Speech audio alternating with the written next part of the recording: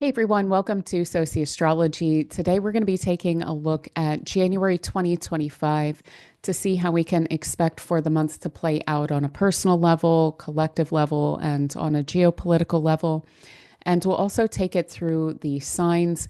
So, seeing how some of the biggest transits are likely to impact you this month based on your rising sign or your sun sign. So, there will be timestamps below for that. But before we get into all of that, I wanted to take a look back at December of 2024 and look at some of the predictions, so to say, some of what we expected to play out in December and see how that actually wound up playing out for us. So, a lot of what we were expecting was heightened conflict. So, things spiraling up quite a bit more, especially in terms of conflicts, wars, but also really, really politically because of this T square that we've been having play out throughout the month, really since late November. And that will be wrapping up very shortly here, thank gosh, because what we've had is Mercury in Sagittarius. This is in detriment. It's ruled by Jupiter in Gemini, which is in opposition to it. But this Jupiter in Gemini is also ruled by Mercury in Sagittarius. So these are in what we call mutual reception, which is to say that they're in a very, very heightened state of conversation and discourse with each other.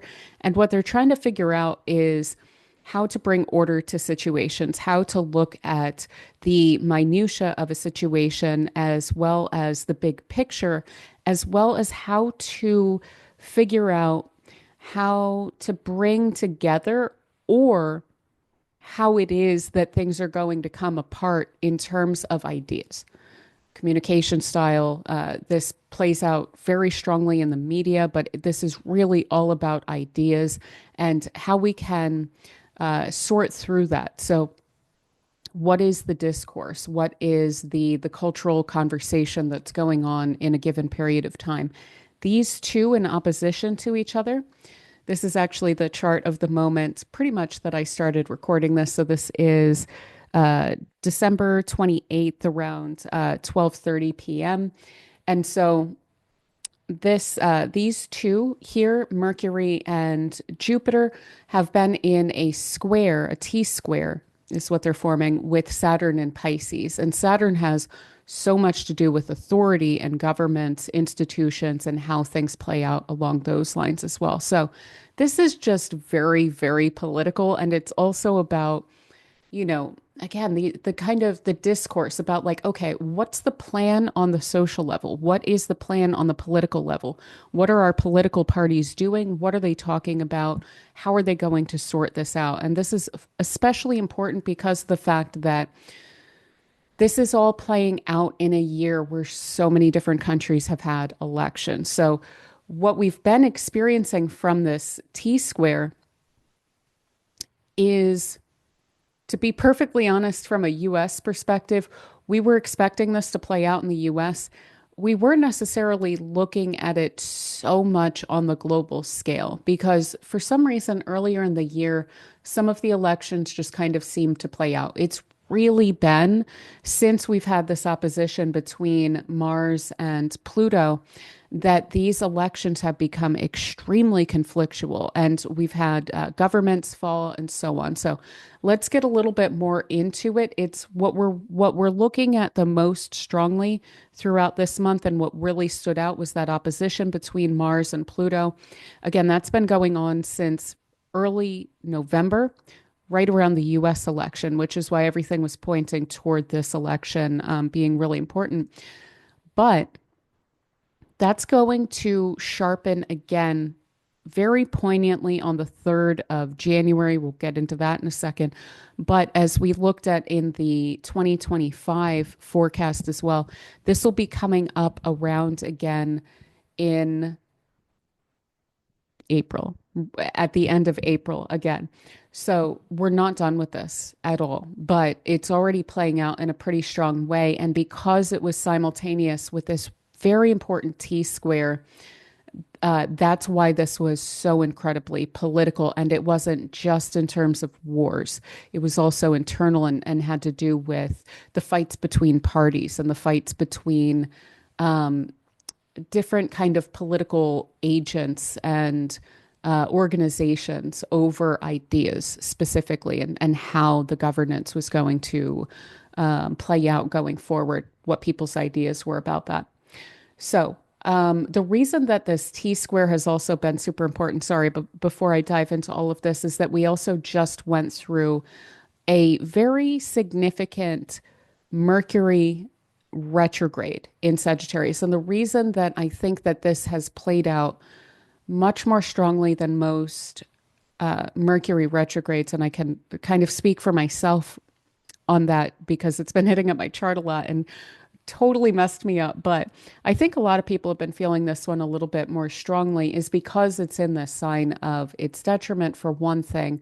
For another thing, it's also ruling its ruler, but it's playing out. This whole Mercury retrograde has played out pretty much stretching out to the orbs of this T square. So this T square pretty much never broke off the entirety of December, basically. So it's been pretty intense. And of course, as we've seen, there's been, of course, the expansion of conflicts, as we've seen, especially in the Middle East and also in Ukraine. We'll get into that more in a moment as well. Let me make sure I have my notes up here for myself because there's been a lot.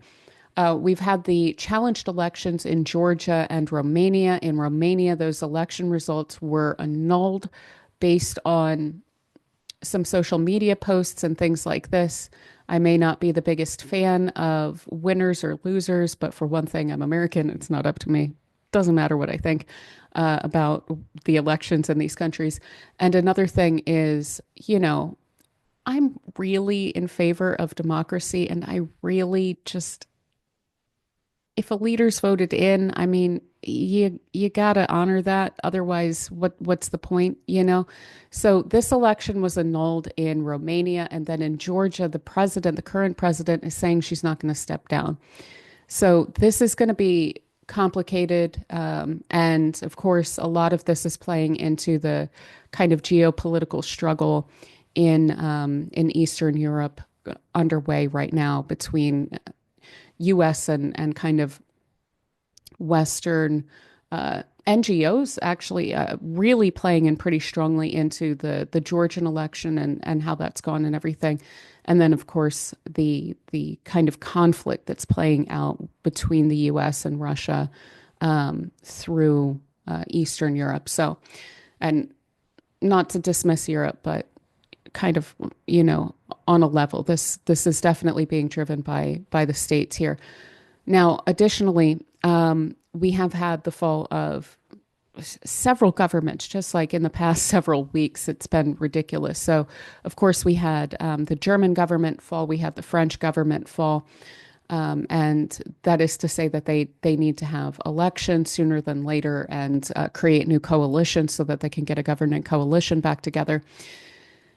We've also had the government fall in Syria, basically without a fight. And there was also the government of an autonomous region in Spain, Madeira, had their government fall as well. And Canada is still up in the air.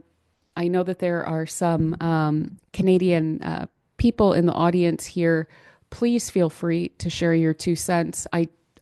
I hate to say, I feel like every time I mention Canada, I'm saying on here, I'm sorry that I don't understand everything better than I do about what's going on there. But when I start to look into it, it just seems like a lot of question marks as to whether Trudeau and the governing coalition could be forced to come apart faster than the elections, which, again, from what I understand, are in the coming fall in 2025, or if Trudeau would have to resign, or what exactly is going on there. Because it also looks like it's a question up there as to whether things will come apart sooner than the established election that would have just been the one that would have been coming up again, which I think is in the fall of next year. So if anyone can kind of explain that situation, there's been a lot going on, so I haven't been able to follow as closely as I would like. Now, additionally, the last time we talked was the 2025 forecast. And at that point, I was mentioning that the last time we had the Venus star point that we have coming up in terms of a retrograde of Venus, which will be occurring in March of right at the beginning of March of next year. It'll be occurring around 10 degrees of Aries and will be crossing the Venus star point, which is right around 2 degrees or so of Aries there, which is where the Sun and Venus cross. But Venus is going to be in retrograde. It'll go back into Pisces and then scooch forward again. But we've already been looking forward to this point, specifically within the context of the impeachment of the president of the Republic of Korea, because of the fact that a previous president of the Republic of Korea was impeached the last time that we had this retrograde cycle where it was crossing that Venus star point. So that was in 2017.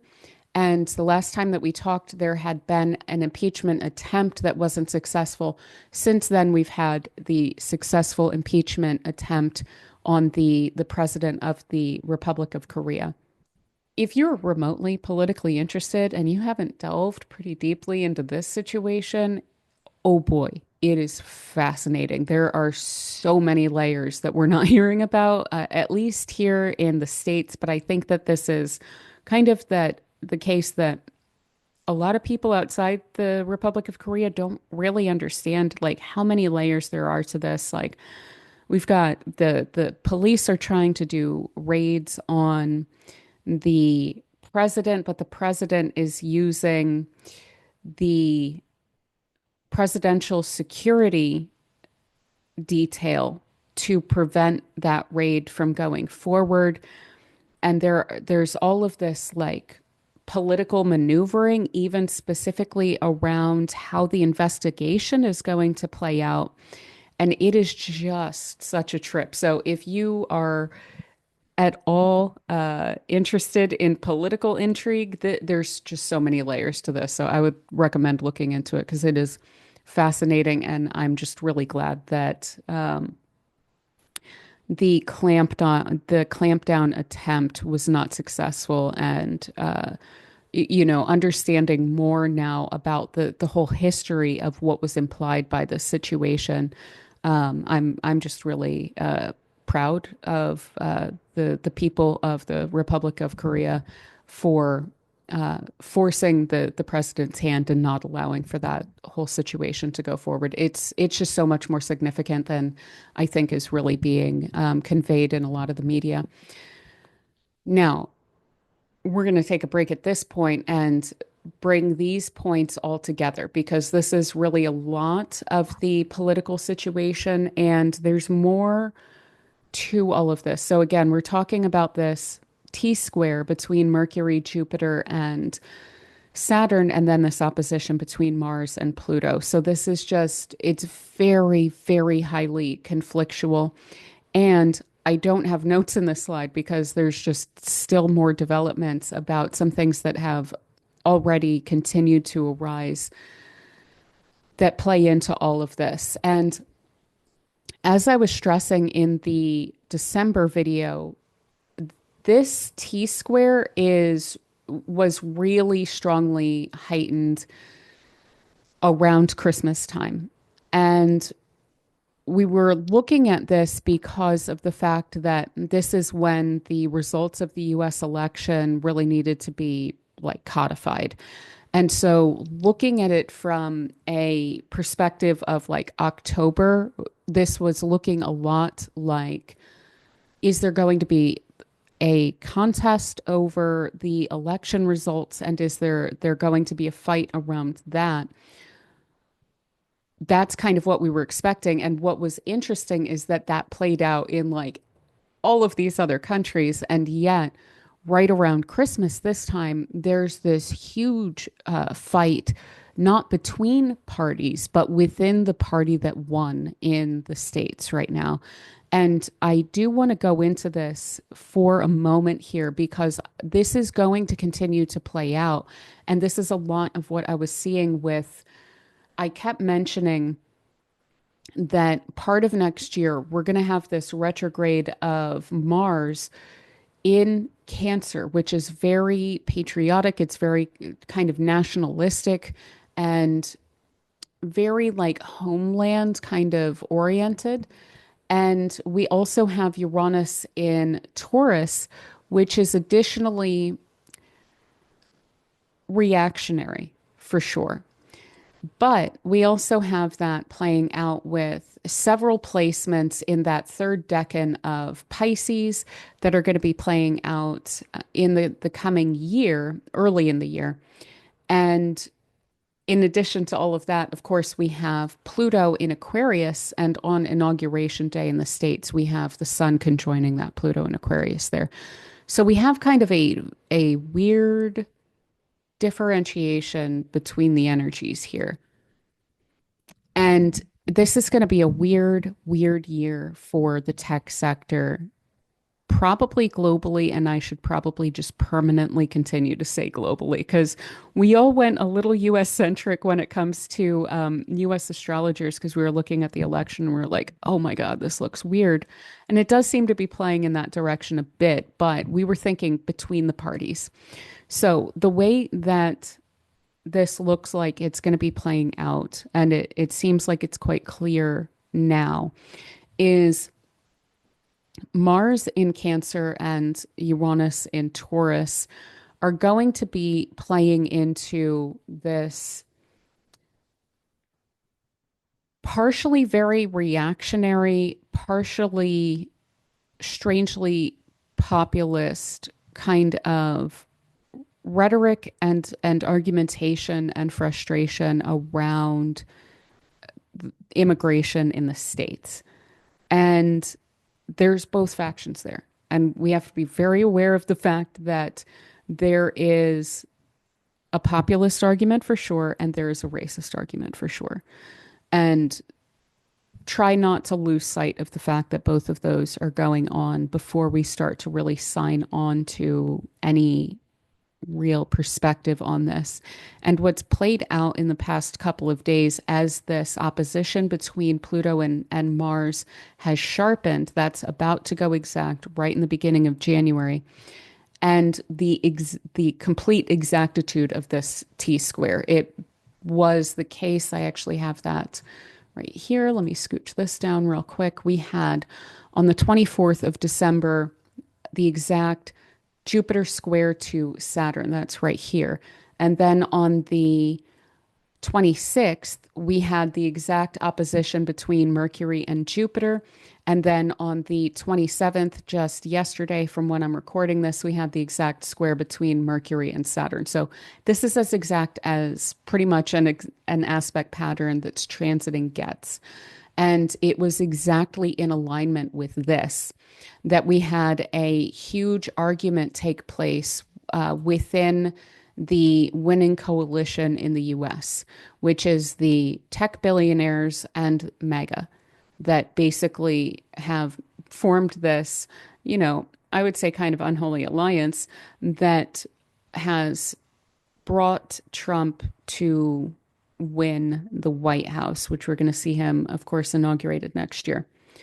And what they're arguing about is the removal potentially of caps on a specific type of visa that, full disclosure, I was on a very similar kind of visa when I was living in Germany. So I am a little bit biased when it comes to these things. But I also definitely know the fact that there's loopholes, the fact that everyone's kind of aware that there's loopholes and things like this. And the tech billionaires right now in the States are basically trying to push it so that what they're claiming is that American culture is garbage and that Americans are mediocre and that Americans are lazy and they don't want to work. And so what we have to do is, because Americans are so, stupid and uneducated, that people have to be brought in to do all of the tech jobs and so forth. But what they're saying is like that this basically needs to be across the board. And what these H-1B visas actually are doing is they're like all jobs. And there's huge layoffs here, especially in the tech sector currently. So the thing is, the USians, we're not actually that dumb, and we do actually know what's going on here is that there's a fight over wages, and rather than necessarily outsourcing a bunch of jobs, that they know that they can pay people less if there's a promise of, say, a green card in a few years or whatnot, that there's a lot of benefits that can be offered to people coming in that wouldn't be a sweetener for people who are native here. And again, when I was living in Germany, I was definitely taking wages that were lower than what a German would be taking for that position because I was fully aware, look, I'm a migrant here. I don't know what the legal situation is really. Like I was getting undercut and things like this. And this is sadly a fact of the situation when we're dealing with this kind of migrant work situation, and rather than solving this the way that we absolutely should, which is of course with a reasonable minimum wage and a situation where migrants who come here do need to have full rights and should kind of regardless be able to find a pathway to a green card, and that shouldn't be tied to a specific job because the H-1B visas are tied to specific jobs and so forth. So basically, it's kind of a threat of, look, if Americans won't take lower wages, then we're gonna replace you. And it's so frustrating to be like looking at this from the outside because I don't want to find myself partially agreeing with some of the people that are making certain arguments against this. But on the other hand, what we have is, these billionaires basically saying, no, there's not going to be any wage increases. Plus, we're going to do tariffs and increase all the prices. And if you don't like it, well, you could simply just not have a job. So I mean, this is going to be such a huge fight in the coming years because that's what was being seen. And I was saying the whole time of that there's something here that's coming up with Mars and Uranus and that third decan of Pisces, which is just getting loaded up early in the year, that looks like a fight. And it looks like people who are wanting to buy into different kinds of arguments, and that people are really taking sides on a situation, and that it does look reactionary. And you can kind of see how, like, even me right now being like, I don't want to be using these kinds of words because it's like these are associated with people I don't agree with, even specifically on like migration policy. But when it comes to what's actually being argued on the other side of this coalition, I can see how it's a little bit of a shot across the bow to the population writ large. So this is going to be a trip to watch play out. For one thing, for progressives, that coalition's going to be tearing itself apart. I kept saying, with the 2025 video that's going to be a situation on the right, is that there's going to be that bifurcation of that side. And again, I just hope that I don't need to like push my opinions here, but just to kind of fully clarify, it would be really nice if regular people, working class people, regardless of migration status, regardless of anything, could recognize that our interests are all really served best together and by us and by our own vision of how things should be playing out for us. And we really shouldn't, of course, be subjected to the designs of billionaires trying to maximize profit to the complete detriment of regular life, you know? So I hope that that's a silver lining. I hope that that's something that can come out of that fight and the fact that they're going to be peeling off in different directions, but it's going to be fascinating to see how that plays out. And I am, of course, really praying that none of this winds up, and it probably will, given that connection that we were seeing between Mars and Cancer, Uranus and Taurus, and then these positions in late Pisces of any sort of danger for people here who are falsely perceived as a threat based on their migration status or their perceived migration status, so to say. I really hope that what's so weird about this is, seeing people on the right use the kind of rhetoric that is actually much more aligned with what progressives are usually trying to argue about the fact that wages are not high enough for migrants and that there shouldn't be this kind of situation of indentured servitude with the H-1B where you're tied to a job and, you can't just then leave that job. Otherwise, you have to leave. And the fact that, wages across the board are not high enough. This thing has been an absolute trip to watch, and that's definitely going to be playing out so much more. And that's what this T square was really kicking off when it comes to the U.S. election is, yes, ideological fighting, but it's looking like infighting. And for right now, I think that progressives are really sitting back and just kind of watching and seeing how this starts to play out because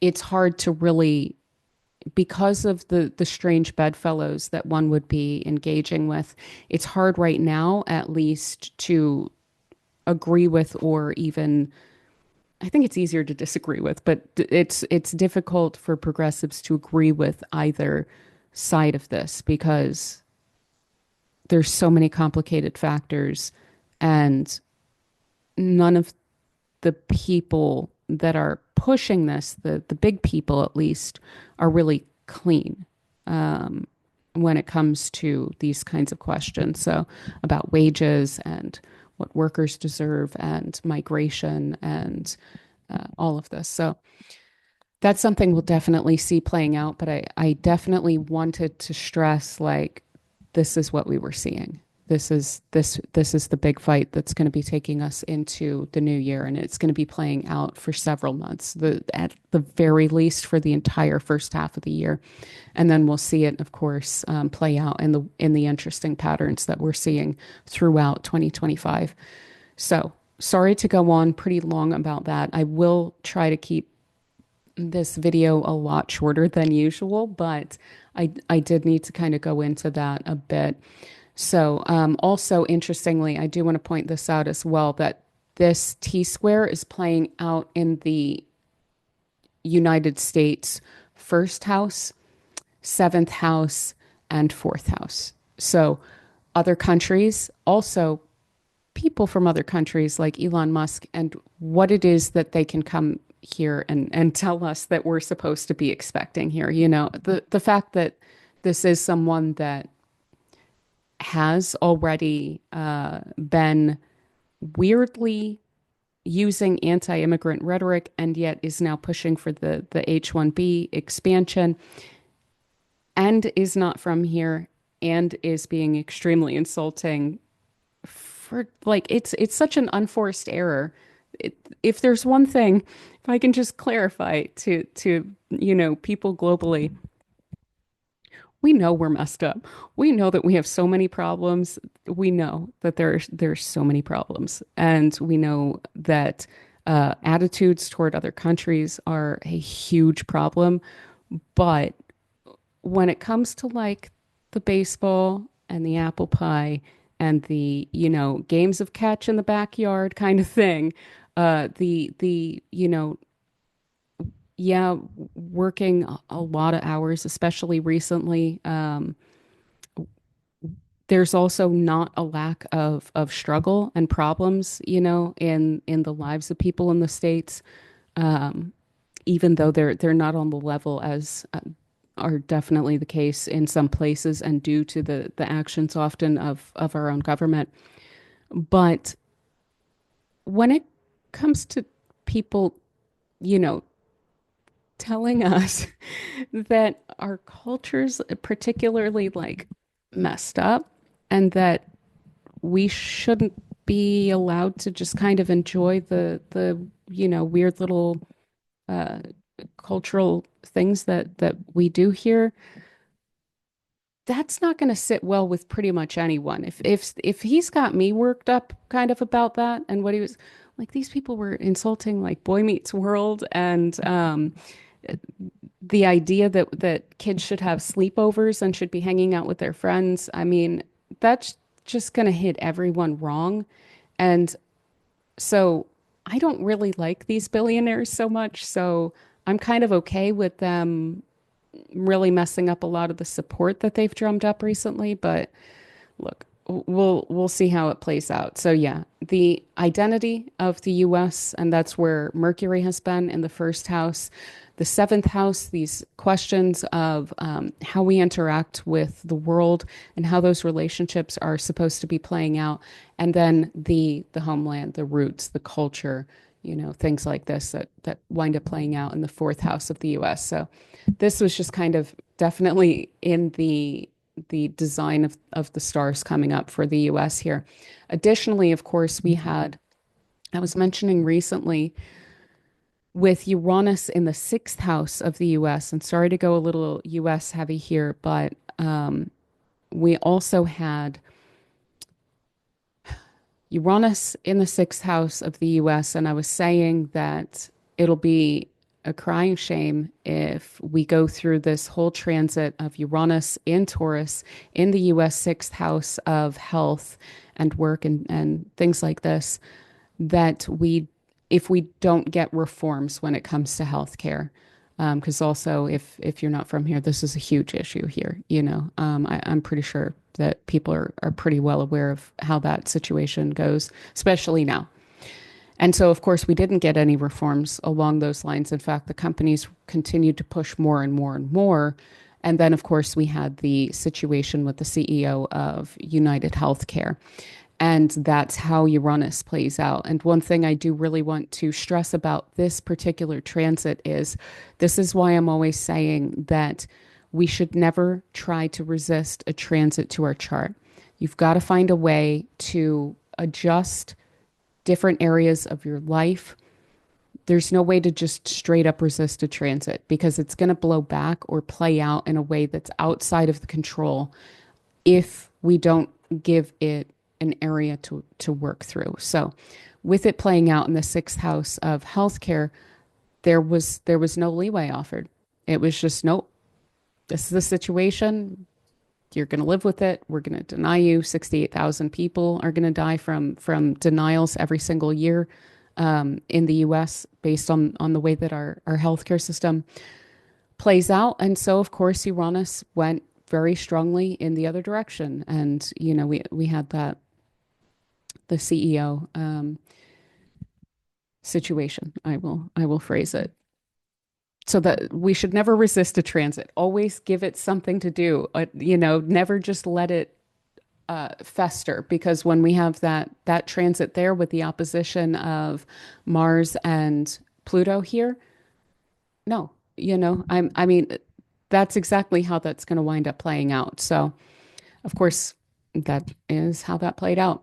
And we also then had an assassination take place against the Russian general Igor Kirillov, and we'll probably be seeing some things more along those lines in the coming years. Now, similar to the whole situation with Musk and MAGA that I was just mentioning, we do have, I mentioned in December, I was expecting something of a Streisand effect playing out with the Mercury retrograde. it was just something that just looked a little weird. And that was something that I was picking up on it. And yeah, we've seen that. Of course, this has played out in Nigeria with, I'm so sorry if I'm not pronouncing this correctly, Dele Farotimi.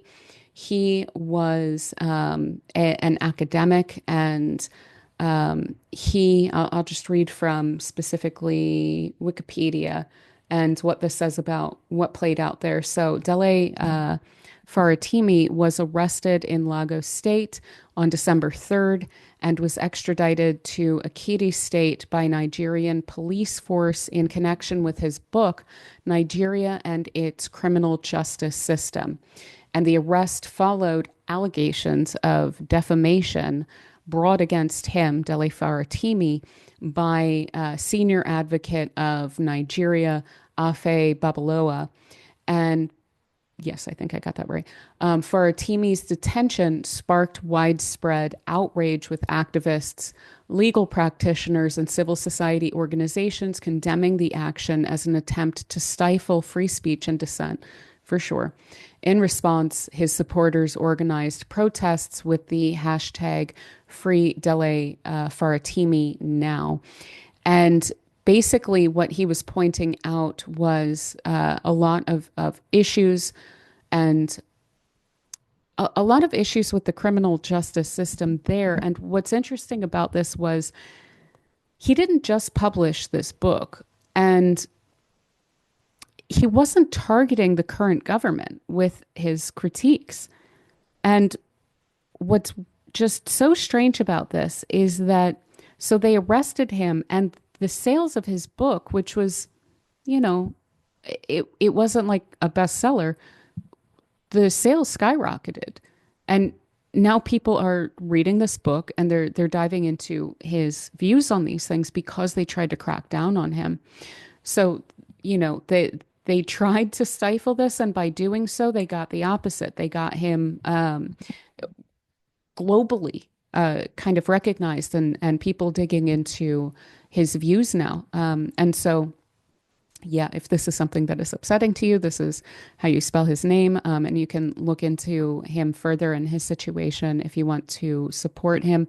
We also had an interesting kind of weird Streisand effect also take place that just kind of caught my attention. I think some kind of spiritual channel was mentioning that this was taking place. It's a whole spiritual kind of community corner of YouTube that I'm not involved with, but doesn't really reflect my viewpoints on anything either side of this. But it was fascinating.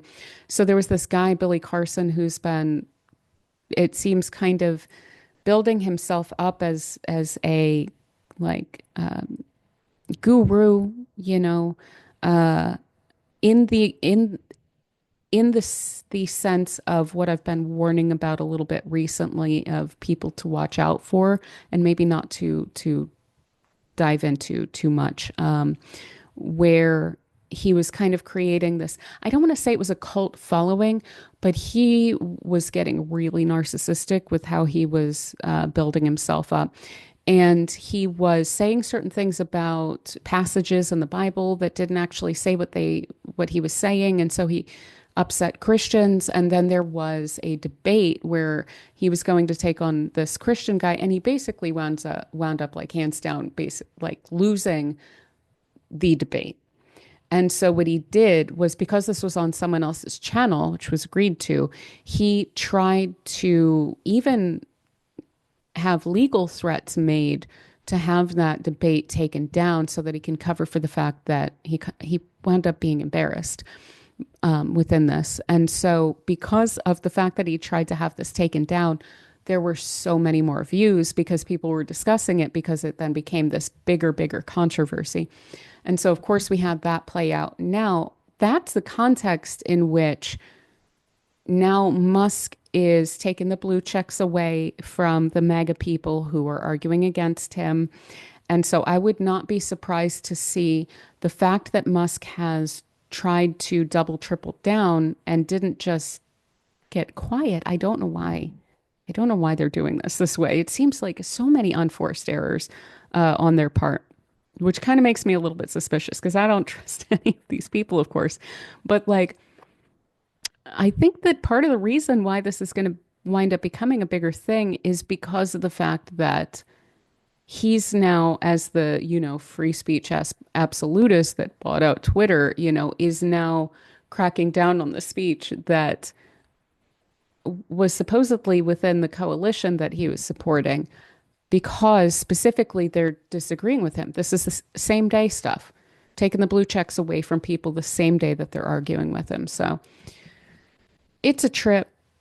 I would not be surprised to see that play out a little bit longer, but this Streisand effect was something that I was specifically picking up on from basically the participation of Mercury in the new moon and full moon across the Gemini Sagittarius axis within the context also of this T square. So that may fall off a little bit, but I think that we're still full in it while Musk is doing all of this kind of crackdown stuff. So we'll see if that winds up snowballing as well. And I'm sure that I am so much longer than I intended to be already at this point. Now, quickly, in terms of just things that I'm throwing out there that I'm seeing in January, I would expect more along the lines of assassinations or escalation attacks. We have the perfection of this opposition between Mars and Pluto playing out again, fire sign and air sign. This is probably stronger now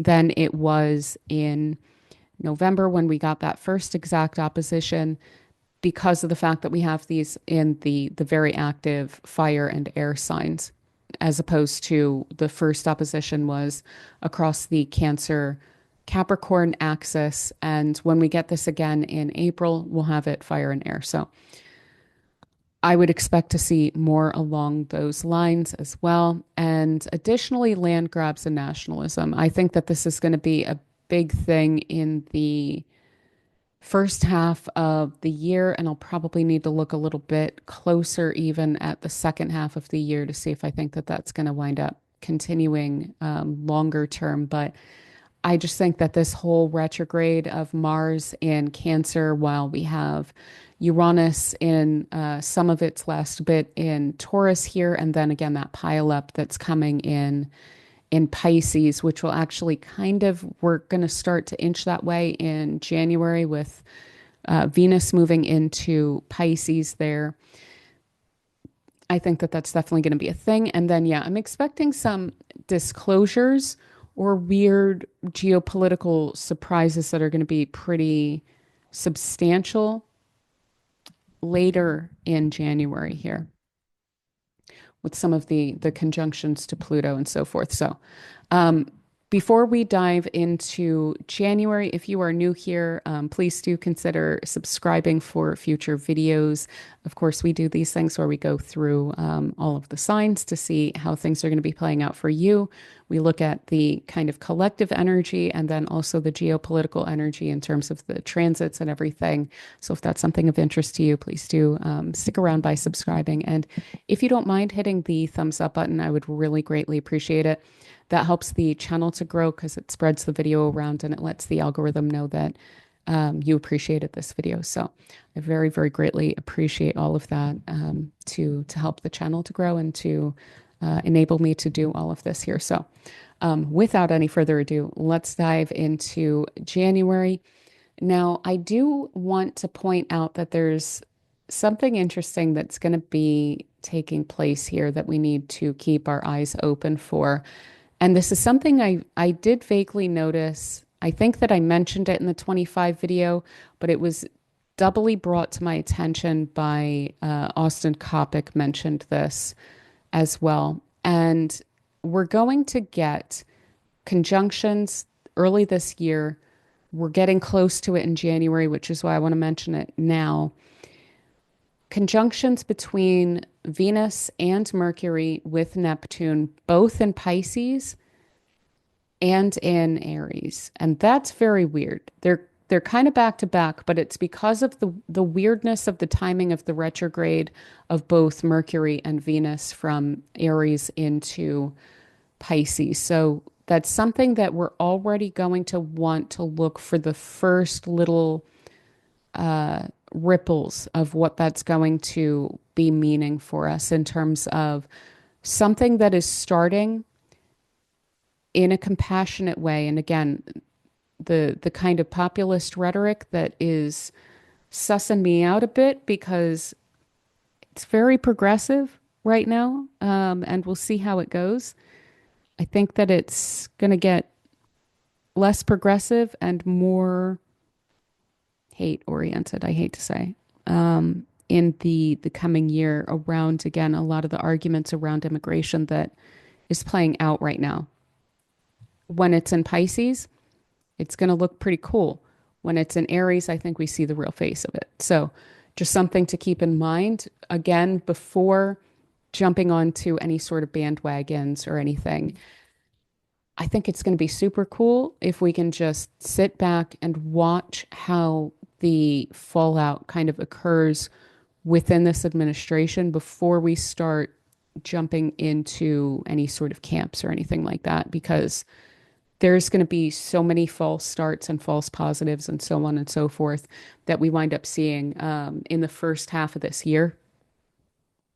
I wouldn't be jumping into it right now. So just watching from afar. I wanted to point that out. Now, I do need to stress that as we get Mars moving back into Cancer as well, one thing off the bat is we again now have for several months both of the malefic planets in water signs. And of course, when this occurs, we wind up with water problems, trouble in the water, so to say, in all different kinds of ways. And so I would not be surprised again to see snow issues in the northern hemisphere, possible flooding issues in the southern hemisphere based on season and just how warm it is and so forth. So that's something I would not be surprised to see. And we will probably also see some of the other issues along the lines of possibly like water transport issues, shipping issues, and as well as potential recalls around foodstuffs and things like this that are represented also by Pisces and Cancer there. We also then have early in the month Venus moving into Pisces. I'm a fan of this, even though it's probably going to look nicer than how things are actually going to play out when Venus moves on. It is putting a really nice patina on a lot of things. So go with it, but don't commit to it. Definitely something that is representative of Venus and Pisces to go with the flow, but don't get overcommitted. So we wind up with definite themes of unity and solidarity. Again, just watching out for a bait and switch potential. That's something that I see throughout the month. So this is really nice for creativity, especially with the connections that it'll wind up making with Mars in Cancer here. It will soften those edges when it starts to come into a trine there.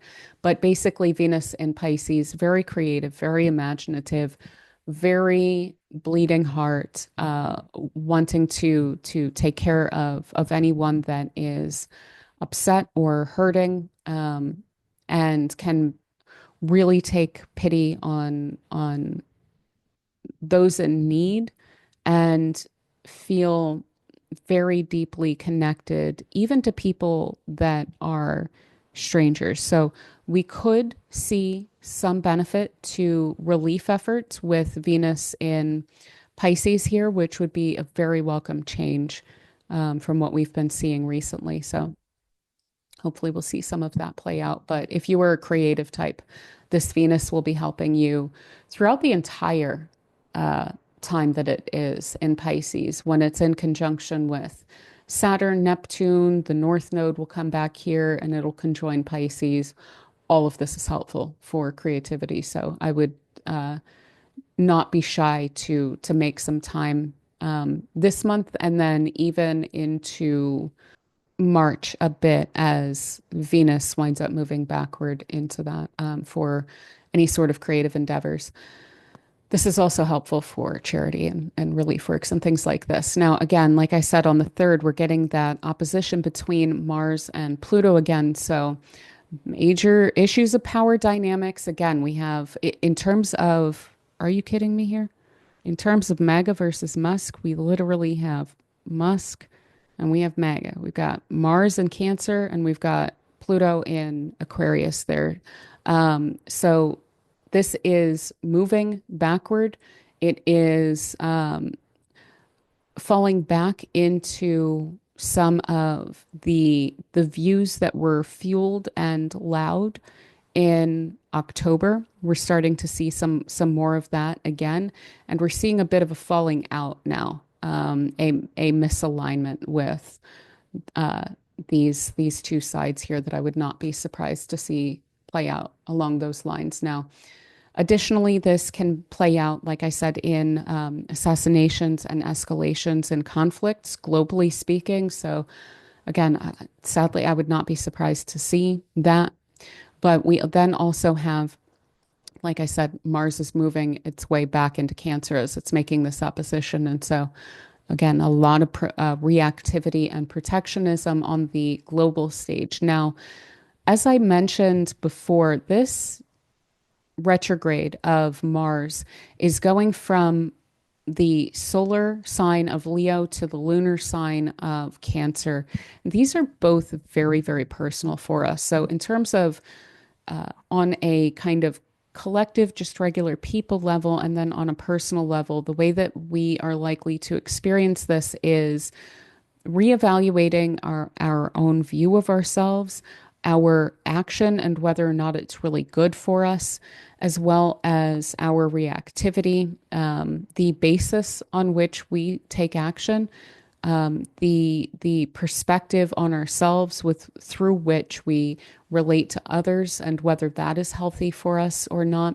And then also just taking some time out for yourself, I think would be a pretty wise way to, again, when we're dealing with transits, trying to give it an outlet, trying to give it a way to express itself. So spending some time in isolation or in something that feeds you emotionally while also trying to work on any sort of emotional baggage like we all have, and work through a bit of that. We could see this as something of like a spring cleaning of our own emotional content and emotional material, and how that gets worked out, and trying to kind of reorganize that is really the best way that we can utilize this Mars in Cancer. Because on the flip side, if we aren't working with this, some of the ways that this winds up playing out is becoming very reactive to things, seeing threats that probably are not as extreme as perceived. This can have us feeling very defensive about things that are not intended to be threatening. And this can also have us bottling up our emotions until they build up such that they kind of blow out, to an extent as well. So I would do that emotional inner work, because that seems highly preferable to the other ways that this can wind up playing out for us. So something to keep in mind there. Now, we also then have Mercury pretty quickly in the second week moving into Capricorn there. So that's finally moving out of Sagittarius after a very, very long transit there, with that whole retrograde where it was in that T square with Jupiter and Saturn that became ever more complicated and layered. So what we have this Mercury doing is becoming a lot more practical, so to say. So we could see here more of a focus on, rather than ideological or belief-based concerns, we could also then see people taking a much more immediate concerned kind of perspective on life, and focusing the thought, the mind, the communication on those concerns rather than these big idea kind of concerns. And I would expect this more along the lines of a personal level, where I think people are attending a little bit more to, again, that daily life and grounding the thoughts back down after the whole holiday season, after the whole election season in a lot of different places, and just, looking at the day to day, focusing on the work that needs to get done, and overall just really slowing down in this time. The communication being a little bit less loose-lipped probably than we've been feeling recently as well. And yeah, just kind of grounding that into reality, probably a lot more communication as well around practical day-to-day reality concerns, especially after the square that Mercury will be making in that last moment of Sagittarius to Neptune there, where it's really getting like these are not practical, real concerns that are immediate. These are like big belief based kind of concerns that people are running with, I think, a little bit too hard there. So, with all of that said, then what we wind up having is really a whole kind of mess of things playing out right around the full moon in Cancer. And this one is a doozy. We should not be underestimating this full moon. It is really intense. And it is causing emotions again to run extremely high. This full moon is, of course, taking place across the Capricorn and Cancer axis here.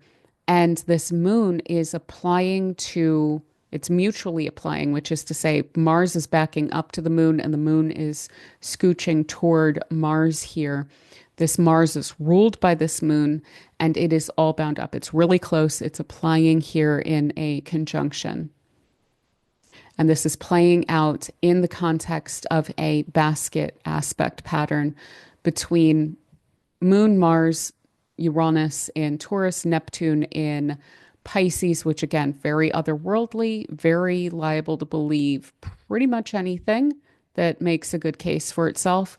And then also reaching out to the sun, especially, but also, even though it's out of sign, it's still kind of pretty close to orb with Pluto here in terms of Mars at least. So again, this is bringing up those questions of belief and some people getting really emotionally invested and entrenched within a specific view of the world that's centered on fear. And that's what's kind of freaking me out about this is that this is based on the Mars fear in Cancer here that is working very closely with Uranus and Neptune. Again, very reactionary, very willing to believe, very fearful. And it's creating these oppositions to the sun and to Pluto here. And this is going to be playing out for sure. I don't think there's any way that this isn't affecting US politics here in the lead up to the inauguration, but this is also very likely to play out across the board, different countries when it comes to leadership and the powers that be, so to say, especially within the context of the tech sector with Pluto in Aquarius there as well. So government and government leaders with the sun in Capricorn here, and then especially tech leaders, but generally with these two here together, industry. So there's something really reactive going on here. And on a personal level, I would really try hard not to let this impact, say, your working life or your relationships, because this is so reactive. It's not logical. This isn't really reacting to a current reality. This is reacting to a projected fear that's placed upon the future. So, what else I see from this is that there's a justification of actions retroactively. So, doing and then justifying the actions after the fact. based on really whatever needs to be said to convince whoever needs to be convinced or whoever can be convinced. And I also see this as that there's an interesting kind of sugarcoating to this and how it is playing out, as well as again, sweeping under the rug certain actions based on whether someone feels like they're ideologically aligned with that thing, so to say. So, whatever that action is, whatever is taking place here, I see there's a justification of it after the fact, but then there's also, I think, some reframing that's going on here. And again, trying to sweep aside certain aspects of it. We could certainly see leadership changes. This is already in the books in the States, but we could see that elsewhere as well as agreements around authority and economy here. Again, because of the fact that we do have the Sun and Pluto also playing into this and twisting things in their direction, while there's also this kind of strange reaction that's playing out. So this can play out between nations, but I think it's also going to be playing out within nations as well. And I hate to say it doesn't look great, but I do think that there are some agreements that are being made here. Now, additionally, right around this time, we have the exact trine between Mars and Neptune there. Again, really willing to believe one's own potentially projected fears. I could probably remove the word potentially from that sentence as well. Now, on a personal level, though, again, we can utilize this water sign stuff that's going on pretty creatively. So, this could be inspired action as well. And in the case of some people, it will be. And that's something that you can definitely take hold of during this full moon. But do understand that I wouldn't time ahead of time for this. I would feel into this and see if it's something that you're able to work with because there's a lot of tension here and there could be a gnawing sense of weird like why am I angry? Why am I all worked up about something? And this is very distracting, you know, so that could definitely be something that would play out. So I wouldn't rely on this period of time while Mars is in this late part of Cancer here as a plan for any sort of creative or inspired action, but it may play out that way for you, especially if you're not getting hit up in your personal chart too much by this full moon, which would be nice. Now, also, again, of course, misguided action and making comfort a priority with this trine here as well. And deceptive action is certainly in play when we have the waning opposition between Mars and Pluto, and then them reaching out to Neptune in this wedge here, which we've been seeing go on for a little while. Now, additionally, on the same day, we have a trine between that's exact during this full moon to Uranus. And so we could have for sure some surprises also around. So some of these leadership changes are not just the ones that are written in the book right now that, yeah, we know is coming in a week, but some of these could be surprises, or we could see other kind of surprising actions from leadership around this time as well. And some fascinating kind of messages or actions that I think are challenging to the status quo to an extent as well around this time. Now, also on a personal level, pay attention, I think, to what's bothering you around this time because there's something in that for you. And what's ultimately helpful about this is that what it is that's angering you at this time is able to be changed around this time as well. And I think it's through and that understanding, it's through like bringing it up to a head to where you can really just then look at it and say, I don't want for this to bother me like this anymore. I don't want to feel sorry, like I am subjected to this frustration anymore. So I feel the need to make a change around that. So these are some ways that I think that we can personally utilize this full moon. And of course, I'll take this through the signs and indicate a little bit more personally how you could utilize this as well. Now, in terms of the geography and the astrocartography of this full moon, this is going to be angular over DC. So, of course, we've been seeing this a lot recently with the full moons and new moons being very sharp and strong within the context of Washington, D.C. But this one is also impacting Indonesia and the Philippines and Japan. It's angular over this area as well.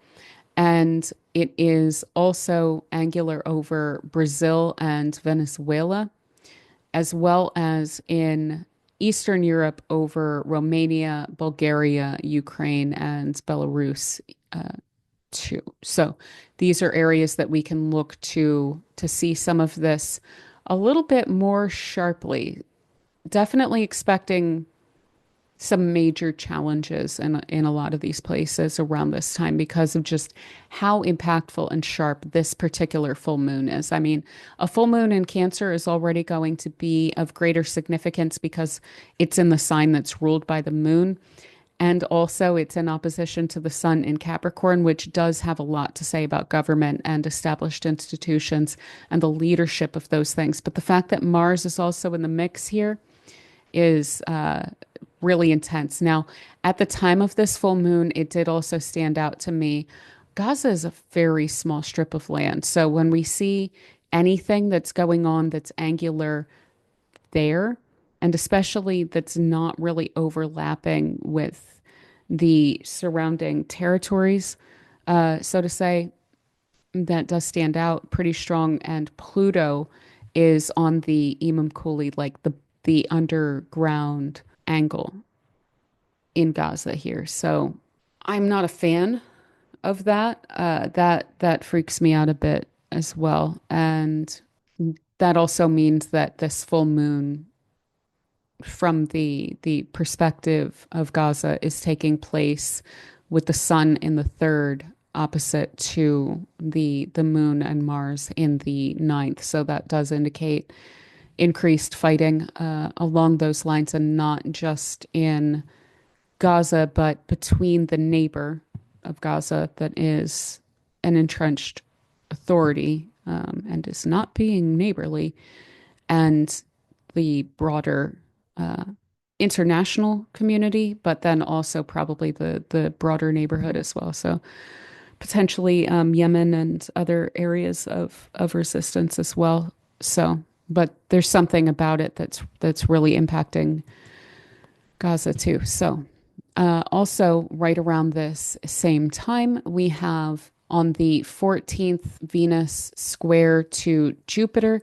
This is a little bit more lighthearted. Venus loves to be, I'm not sure if I mentioned this actually, Venus loves to be in Pisces because Venus exalts in Pisces. So it's a wonderful placement for Venus to be in. It's as comfortable as Venus has been since it was in Libra, which I think the last time was pretty early in Libra season. I think that Venus went out and did the whole Vanguard thing right out into Scorpio, if I'm remembering last year correctly.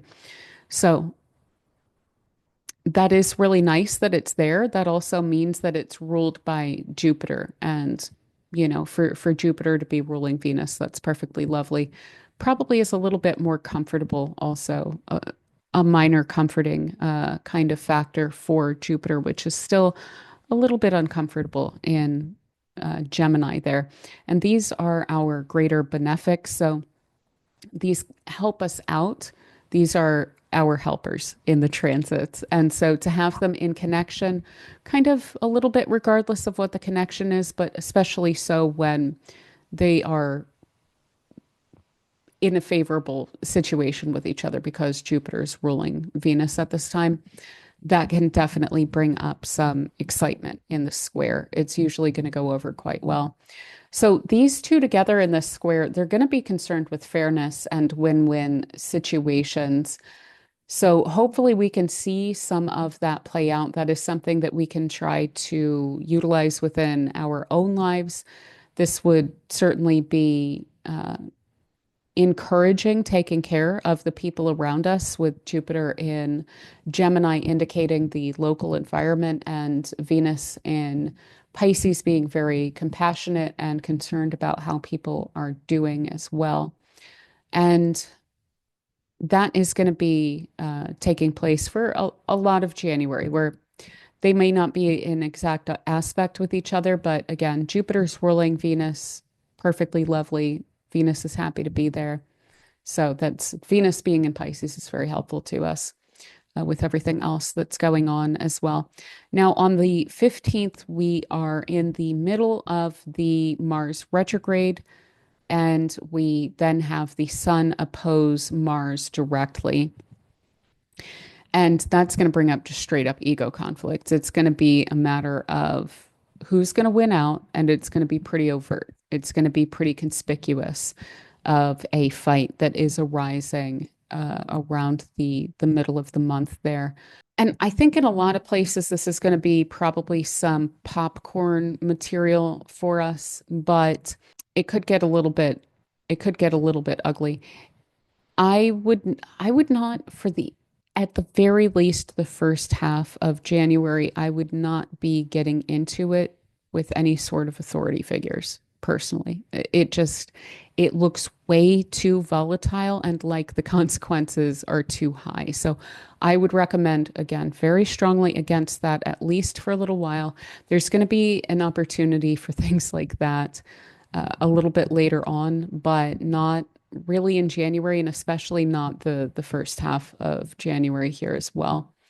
So actions against leadership that are taken against leadership, or conflict between leaders of either different countries or the leadership of a given country, and conflicts between those actors there. So now, additionally, then we wind up with on the 18th, we have a pretty close basket that is taking place between the sun and the moon. And did I call this a basket when actually we have a full on? Yeah, this is actually more along the lines of a castle on this day, because the moon is also getting involved. But let's put this aside a little bit. Again, we have the basket that we were talking about a little bit between the sun and Mars and Uranus and Neptune. But what we have going on around the 18th is that the moon is also then getting involved. And this is pretty fascinating to me. It looks to me like what we have is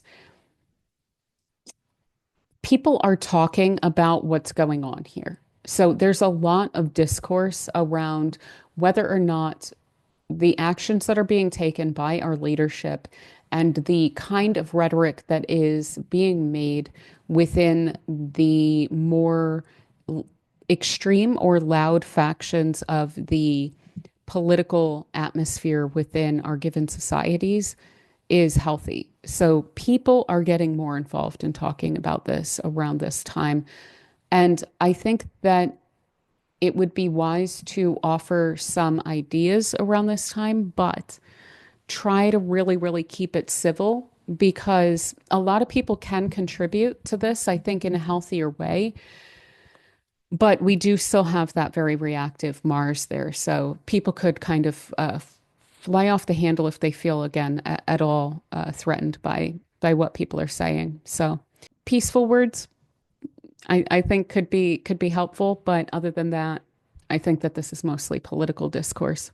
Now, also on this day, on the 18th, we get the exact conjunction of Venus and Saturn. And what's interesting about this is that it's taking place within this context, which is Mercury is right here in Capricorn and it's sextile, perfectly lovely, perfectly happy to Venus conjoined to Saturn in Pisces here. And what's weird is that it looks to Mercury this whole time like what I'm going to do is I'm going to sextile Venus and then I'm going to sextile Saturn. That's the plan here, right? Well, immediately before it's able to sextile Venus, Venus actually conjoins Saturn and then is on the other side of that. So Mercury thinks it's going to get Venus, Saturn, and then it actually gets Saturn, Venus. And so this is that bait and switch that I was feeling like was taking place in this aspect here. So this is wonderful for productivity. It is pretty decent at compromise. It's pretty decent at looking for workable solutions and things like this. And it's also pretty decent in terms of, say, like financial situations. So financial planning and things like this. Venus is in the sign of its exaltation. So this should be pretty decent for money matters specifically. But any effort also that's put into something is likely to pay off. But in terms of Mercury here, that does look a little bit tricky. And it looks to me again like the sugar coating that I was mentioning. Venus is the sugar coating for Saturn during this time. And so it can be making something look a lot better than it actually is. And again, it looks like that patina that's being placed on something to make it look better. And then getting it to, this Mercury to like agree to something that is actually quite different than what it looked like. It's actually Saturn in Pisces, which isn't quite Venus in Pisces. And maybe Venus doesn't have as much control over the situation as it looked like, or maybe it's kind of playing a part again to get people on board with something. So in a professional context, in a working context, in a contractual context, I would look out for things like that around this time, which is to say things looking better than they actually are. And I would also look out for this within the political context too, where there's some sort of maybe like a policy that's being floated or an action that is being floated, and there's an attempt to get people on board. And I think that that's likely successful, but going to play out a little bit differently than what's expected. So again, there's some sort of an interesting bait and switch going on around this time, around the 19th, that I would watch out for a bit. But there is something that is also, again, it's especially in the lead up to this, there is an ability to like create a structure, like like if you're organizing your day, if you're working on time management, this is actually really good for that. If you're trying to develop a relationship, that could kind of go either way. But what's good about this is that you're probably receiving in one way or another, whether it's through a bait and switch or it's through honest conversation, you are getting the reality of a situation either way. So you're able to understand a situation pretty clearly and to be able to think pretty clearly about it, whether or not it's something that you like. So it does look like it's ultimately pretty good, but something here looks a little bit better than what it actually is. So I would look out for that a little bit around this time. Additionally, then we're moving into Aquarius season with the sun moving into Aquarius. So very future oriented. We're moving from Capricorn, the kind of past oriented, backward looking consolidation of Capricorn, where now we're actually looking toward how can we consolidate around the future. We're still dealing with a Saturn ruled sign, but its orientation is a little bit different. It's a little bit more fixed. So it's looking to create a plan. It's not so much looking to start something, it's looking to continue to roll with a plan that works, and trying to figure out how to continue to develop those steps along that way. and connecting with others, sharing. There could be a lot of like meme stuff going on, a lot that's going on with regard to the internet and discourse on the internet around this time as well. I mean, it's, yeah, memes and cultural connection. I wrote here, time of future thinking, connecting with others, sharing ideas, and networking. And so, yeah, I mean, again, we're going into inauguration day here. So that's going to be for sure the case. We're going to be talking. Everyone's going to be talking, and we're going to be talking about similar topics. So that is pretty much to be expected there. Now, what do we want to cover next? So this is the inauguration chart for the US. This is all included because this is over DC. We are looking at the inauguration of Trump here, presumably barring something completely crazy from happening. And of course, what we have here that I've mentioned before, but I don't think I showed it specifically, is that in DC at noon, inauguration day, the 20th of January, unless it's, I think, on a Sunday or whatever, we always have Taurus rising. We always have the sun in Aquarius right at the top of the chart, conjunct to the midheaven. This year, however, and only this year, we have that really tightly conjunct to Pluto as well. So we have midheaven, the sun, and Pluto all conjoined very, very closely here. And those are actually pretty close to, even on both sides, a sextile to Uranus here. We also have Mercury taking part in that trine to Uranus, which brings in, this is going to be a weird presidency, similar to the way that it's played out in the past 4 years as well, where it's been interesting to see how this has played out and to see how the US kind of identity has shaken out. We're seeing more of that with this inauguration. And fortunately, by next inauguration, Pluto will have moved on a little bit. Uranus will be in the second house, assuming that we're still doing inaugurations on the 20th at noon. But, you know, all of that aside, there's going to be conflicts for sure over governance and how that's going to be playing out, what the significance of the legislature is going to be. There's going to be a lot of power bound up with Trump in particular, with the sun conjoined to Pluto there. That's what that's indicating, is that there's going to be more power built into this presidency than in previous presidencies, to an unprecedented extent. But that doesn't mean that we're not getting argumentation from the financial sector there with that, and then also from the legislature to an extent as well. And we also have some pushback on this continuing throughout these coming 4 years. So it's interesting that this pushback, that the midheaven and Imam Kuli here are in the ninth and third house. So this pushback of the opposition is actually taking place from the third house.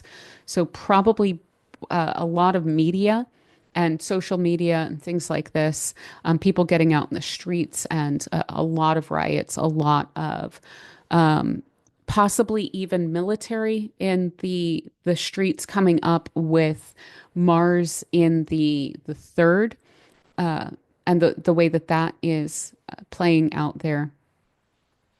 The third house can be the local environment. So in a mundane US chart, we would look at borders and neighbors, but I think that this is also going to take place in the context of our cities, our localities there. So I would expect a lot of blowouts along those lines as well, and a huge amount of fighting with the opposition between Mercury in Capricorn and which is to say probably corporate media, and the kind of mouthpieces along those lines, and people getting really angry and out in the streets. And I don't think that this is only going to be the left. I just have to throw that out there. I think that the schism will be real within the right. And so we'll need to see how that plays out as well. And yeah, the moon of this chart representing the people here in the sixth house, people working their rears off as usual and trying to mind their own business with this, but absolutely not. They're getting tied in, they're getting pulled into this opposition of Mars and Mercury here. So they're getting into the fight. This is going to be a matter of our kind of daily lives, of these arguments kind of taking over, and the fights also probably impacting our working lives. So, like potentially if streets are shut down or if there's reactions to certain things, then that can impact our working days and, our ability to maintain our own equilibrium. And yeah, there's a nice trine from it's separating big time, but it's still kind of there between the moon and Jupiter in the second house here. But what's interesting about the Jupiter being here in Gemini this time and being in the second house of this inauguration chart is it might not be as specifically financially stressful as what we're thinking based on all of the tariff talk. I've been seeing this kind of in the 2025 charts.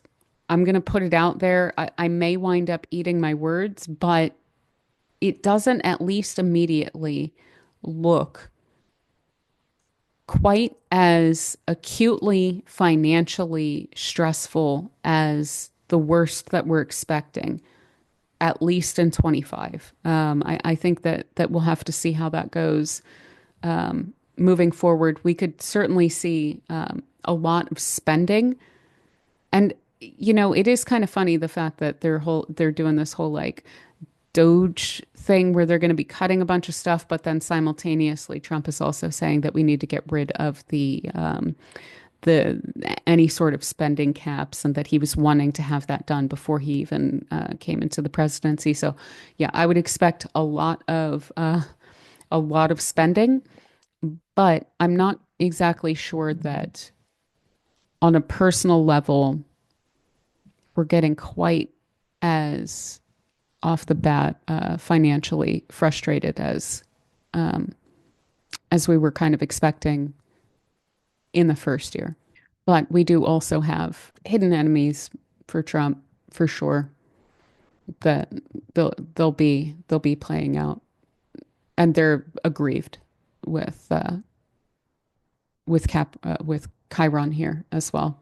But yeah, this is playing out the way that it is, certainly for a reason, and we're going to continue to see that play out throughout the presidency. Now, with the Sun conjunct Pluto outside of the context of specifically the U.S. inauguration, this does bring some clarity to power dynamics, the networks of control. This also does bring up the power of, say, charisma or personality or purpose or message to people in terms of like global reach and media, and people getting on board with pretty charismatic people with a pretty strong message. I think around this time as well. But I would not be surprised to see some exposés and things like this, because this can also have the sun bringing out of the shadows everything that Pluto's been doing in the shadows, which is where it typically operates. But we will certainly see how that winds up playing out there. It is really interesting to see that the part of fortune is also right there with this in DC. That is DC specific, but that's interesting. So, exposés, I would not be surprised to see.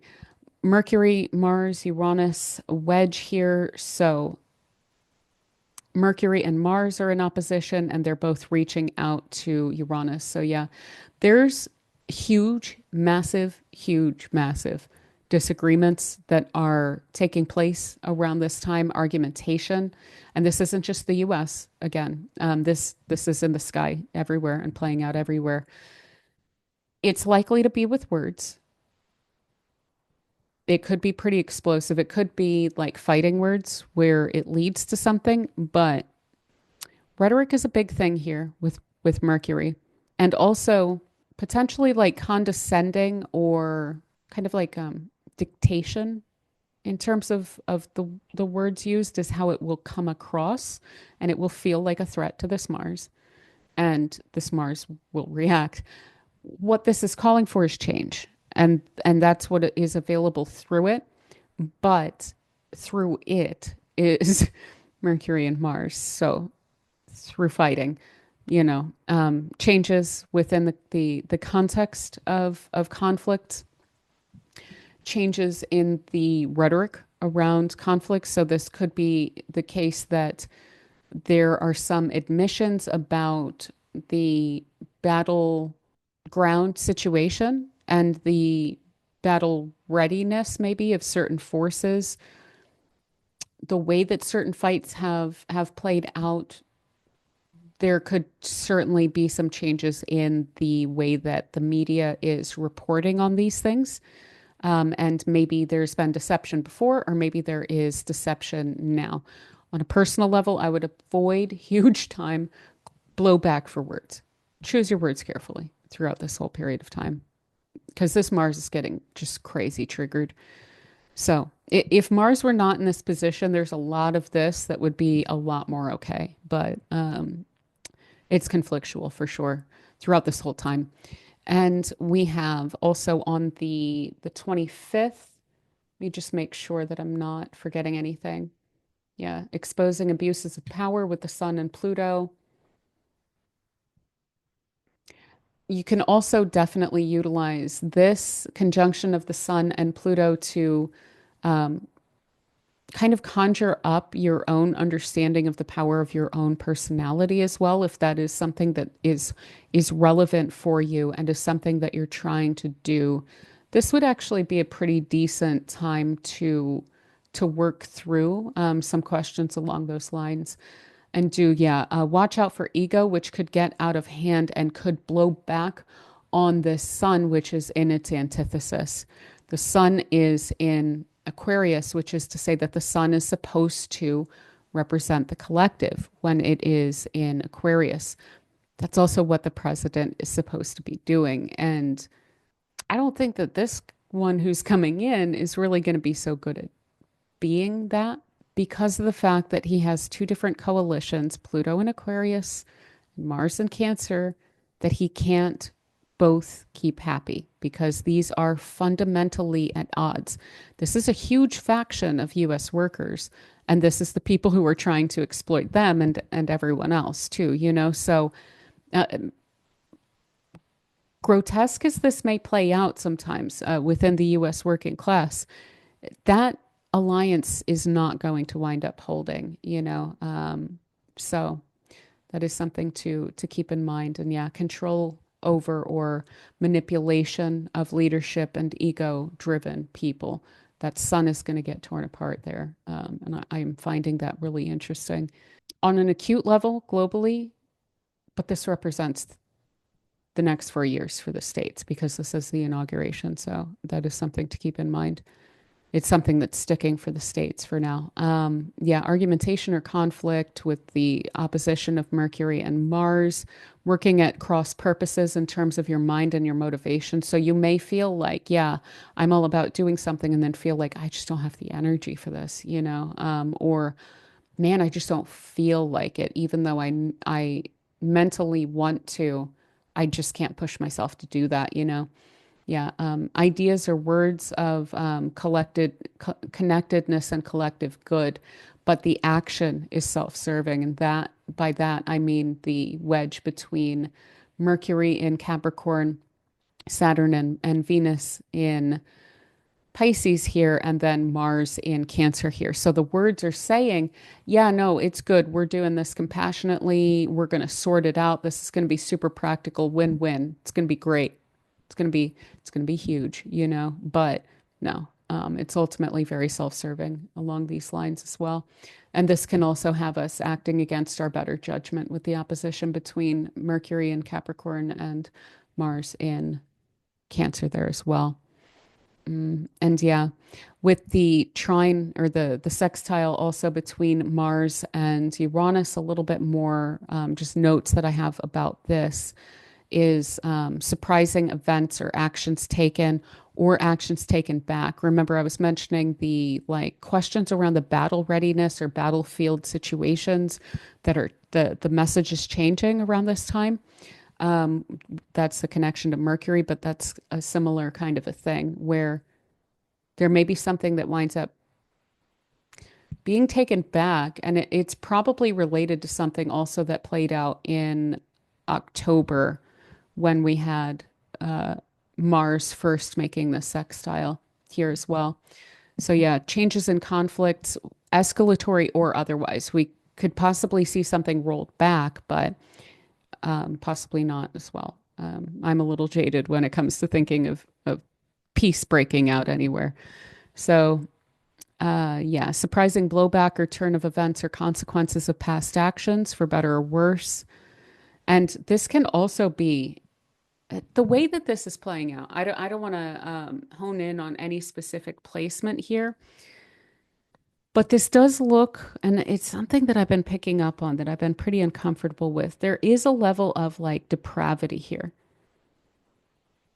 And I think that I'm picking this up mostly in terms of like just a ridiculously all-inclusive kind of building up of the archetype that is playing out in so many different ways here. So again, I can't really pin this on any specific thing, but it is something that I'm picking up on from the general alignments is a level of depravity that we see here. Now, again, just a reminder, utilizing this, the best way we can do this is to direct our own energy toward what we want to change about ourselves and our emotions. What do we want to change about our emotional reactivity? To the extent that we can just kind of focus on that and try not to let too much else get in the way of that, I think that that would be really good. And yeah, then we are getting into that trine with between Venus and Mars that I was mentioning will be coming up. We start to get to pick this up kind of toward the end of the month, and that brings in a lot of that energy for passion projects and like warm kind of caring connections. And this can definitely have us caring for the people around us in a very sympathetic way as well. Now, then we have Mercury moving into Aquarius, and this, very contrary to what we were dealing with in Capricorn, this is kind of speeding things up when it comes to context. Again, not changeable because we're dealing with a fixed sign with Aquarius here, but the intention, the speed of the intention and the desire for the desired speed for the consumption and output and understanding and processing of information increases a lot around this time as we get into the 27th here. So again, collective communication, connecting. There's probably so much going on in terms of like internet conversations, just about, you know, the situations that we're dealing with globally, and a huge increase in the amount of discourse that's going on. And again, with the 2025 video that I pointed out that this is something that'll be going on for quite a while in terms of a major focus on the concept of like the discourse that we're having socially, and not just within our own societies, but also globally. So, yeah, matters of the internet coming up, as well as control over internet and collective communications, with Mercury running headlong right into that immediate conjunction with Pluto there then as well. And potential dialogue and potential diplomacy. Hopefully, we'll see how that winds up playing out, but that can definitely be the case with Mercury moving into Aquarius there. And we then also have potentially the publication or publicity around future plans. So these are probably fixed plans again with this in Aquarius, but plans nonetheless, forward looking ideas here. Potential innovations in matters of language or communication and technologies. But this is it's a passing transit, so I try not to read too much into it in terms of general innovations, but that could be something that arises. I would think that it would have to do with control over things, though, generally speaking, with Pluto there. And yeah, then we also then wind up with more exposés again, with Mercury moving into this area with Pluto, possibly tech related and anything associated with it. The people associated with it, I would not be surprised, Musk, Andreessen, Thiel, Bezos, all these people, I would not be surprised to see exposés around them. They are kind of all really asking for it around this time.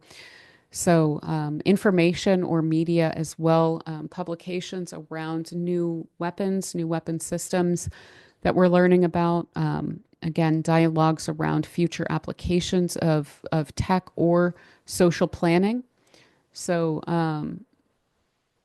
like civil engineering or even, again, the engineering around the control of information, if not specifically like infrastructure and things like this.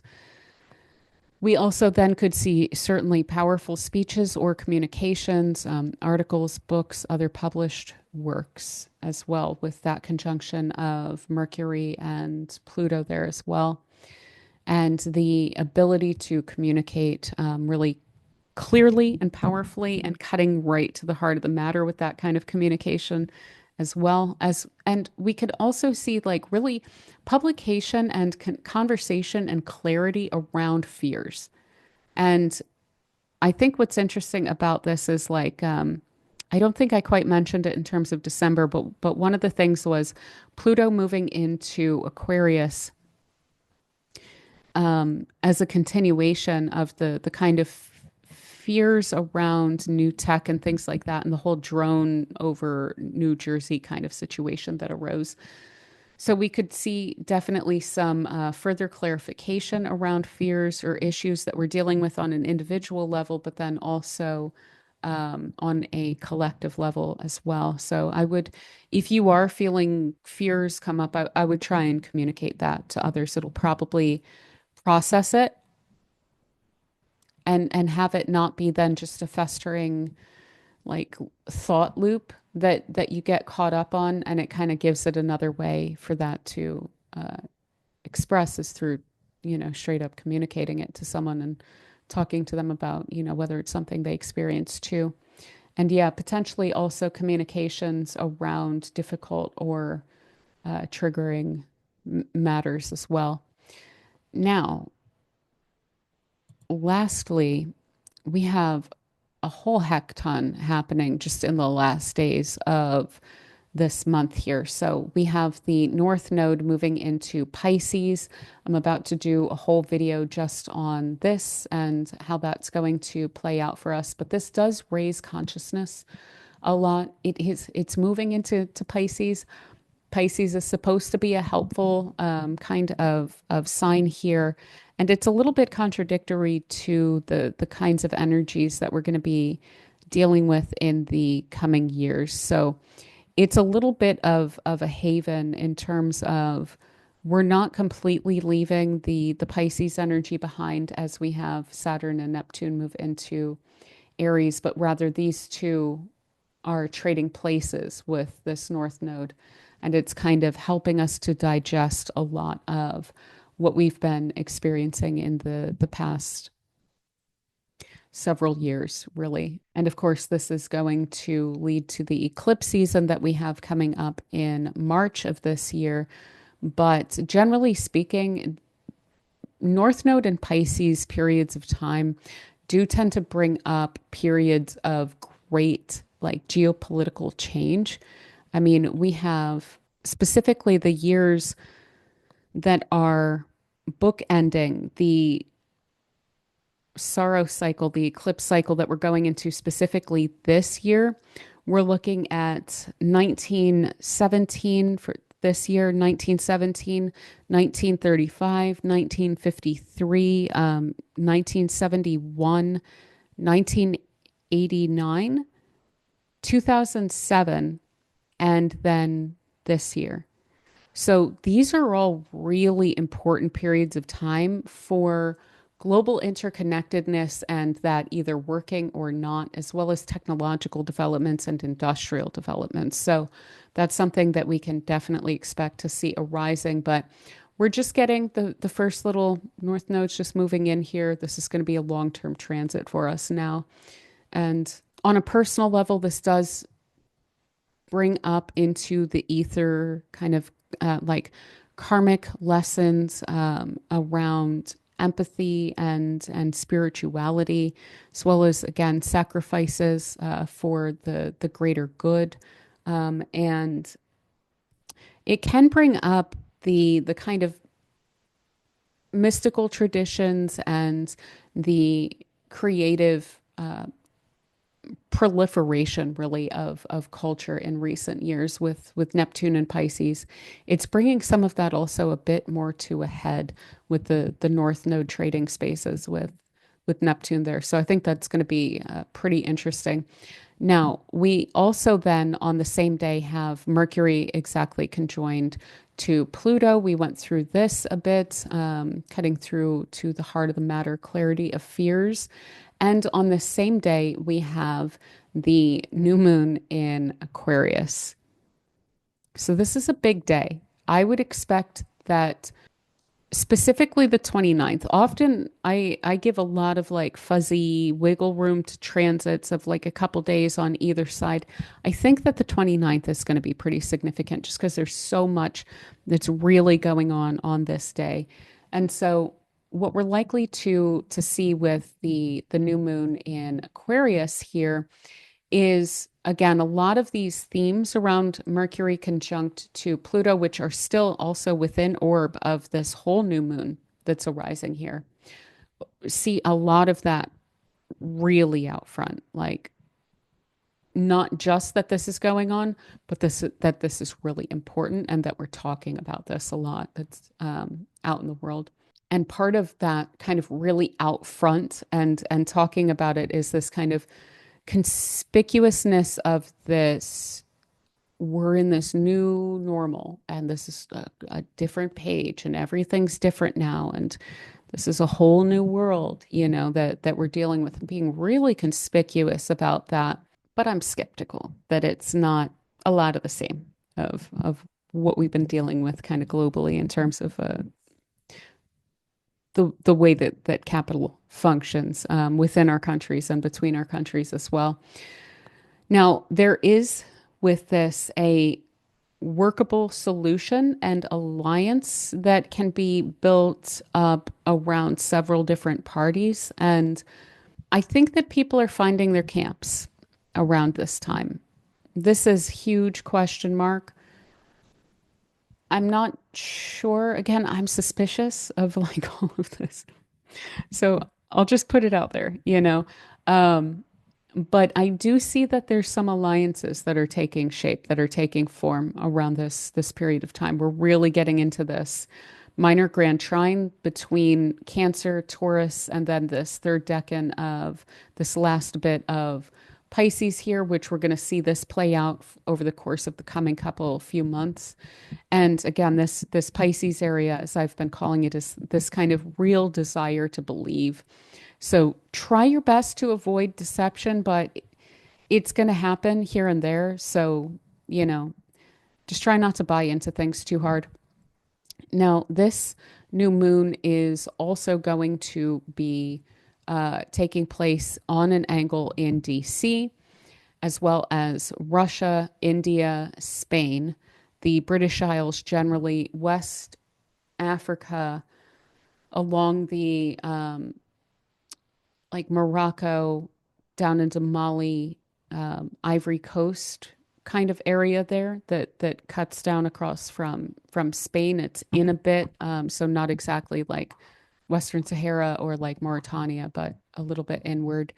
And New Zealand, as well as northern Central America. So it's clipping extreme southern Mexico, as well as Belize and Honduras and El Salvador and Guatemala there.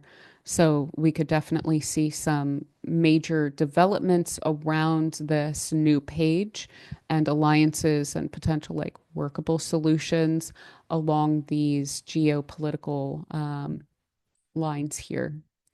So, as if all of that were not enough, then we also have Uranus stationing direct the very next day and releasing just a ton of ideological and economic news and currents and just so much that's been held back. And I'm sure that that's going to feel the days prior like that's a laughable concept that anything has been really held back around this time, but a lot of things are getting released and unleashed um, around this time as well. So it's almost like, yes, this is this whole new thing that we're doing. And then people are like, hey, but what if we don't like that? And it's like, no, this is what we're doing, like this is the new way. So uh, I think it's just going to be really weird times now. Fortunately, then we also get an exact trine from the moon on the day of. So on the 29th, of course, that will be trine to Jupiter, which is quite lovely.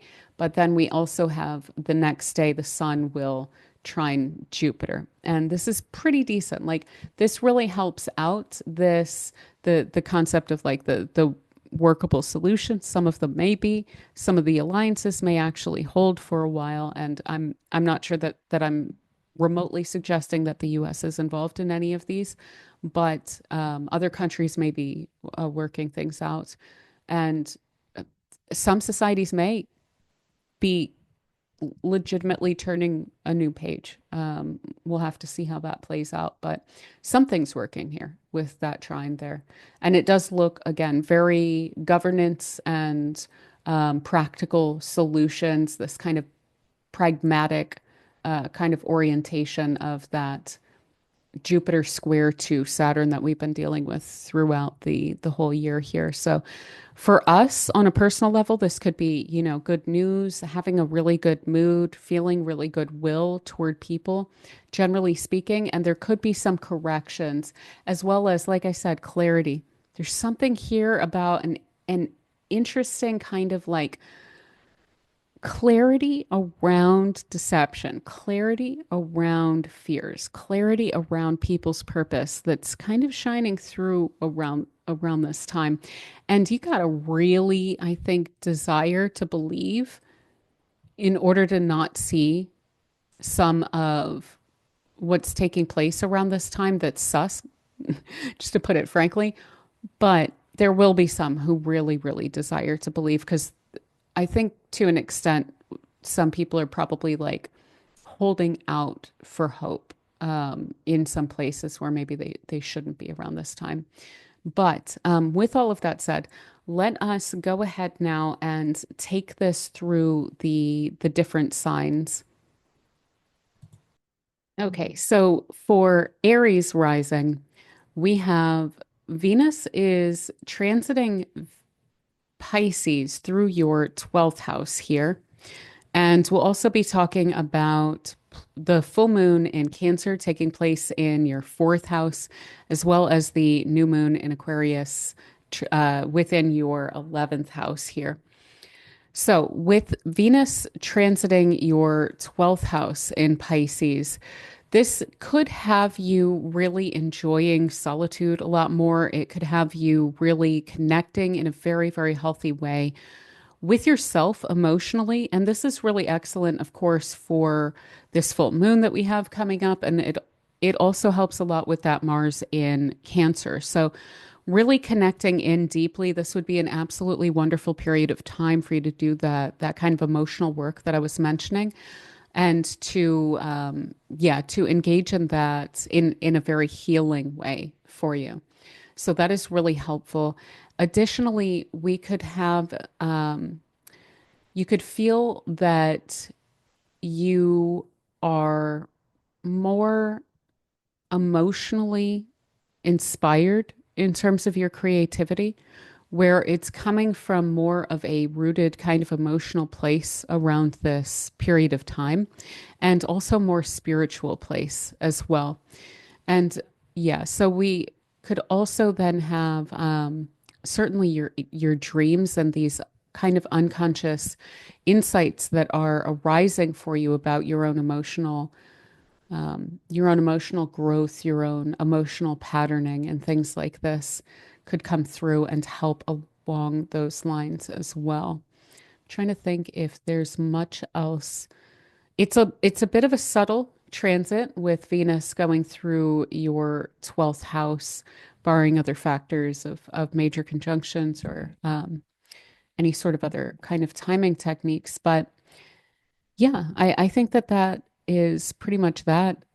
It's just a very decent time in terms of your unconscious emotion throughout this period of time. Very pleasant and fruitful along those lines if you have any desire at all to dig into those things. Now, the full moon in Cancer is taking place in your fourth house of family and home. And so, certainly, family related matters could become very significant for you around this period of time. But because of the fact that Mars is also here with this full moon, this could become very emotionally charged, like heightened emotion. And if there's any emotional conflicts, again, this is really about healing those things around this time. So if it does arise, I wouldn't shy from it the most. I wouldn't go like, crazy on anyone, but I would definitely try to work through it because it's presenting for some reason around this time.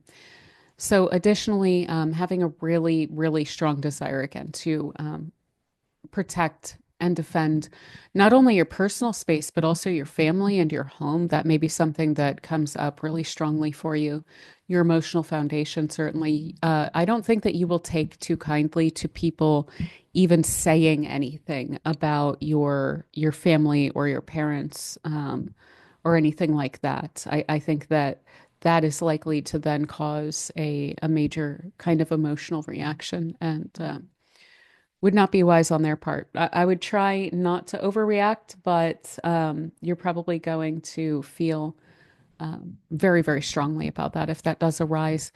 Now, we also then have the new moon is taking place in Aquarius in your 11th house. And this is bringing up questions of like friendships and allies, networking, colleagues, your hopes and dreams, issues in support of your career. So this could bring a minor kind of new chapter within a friendship or friendships generally speaking.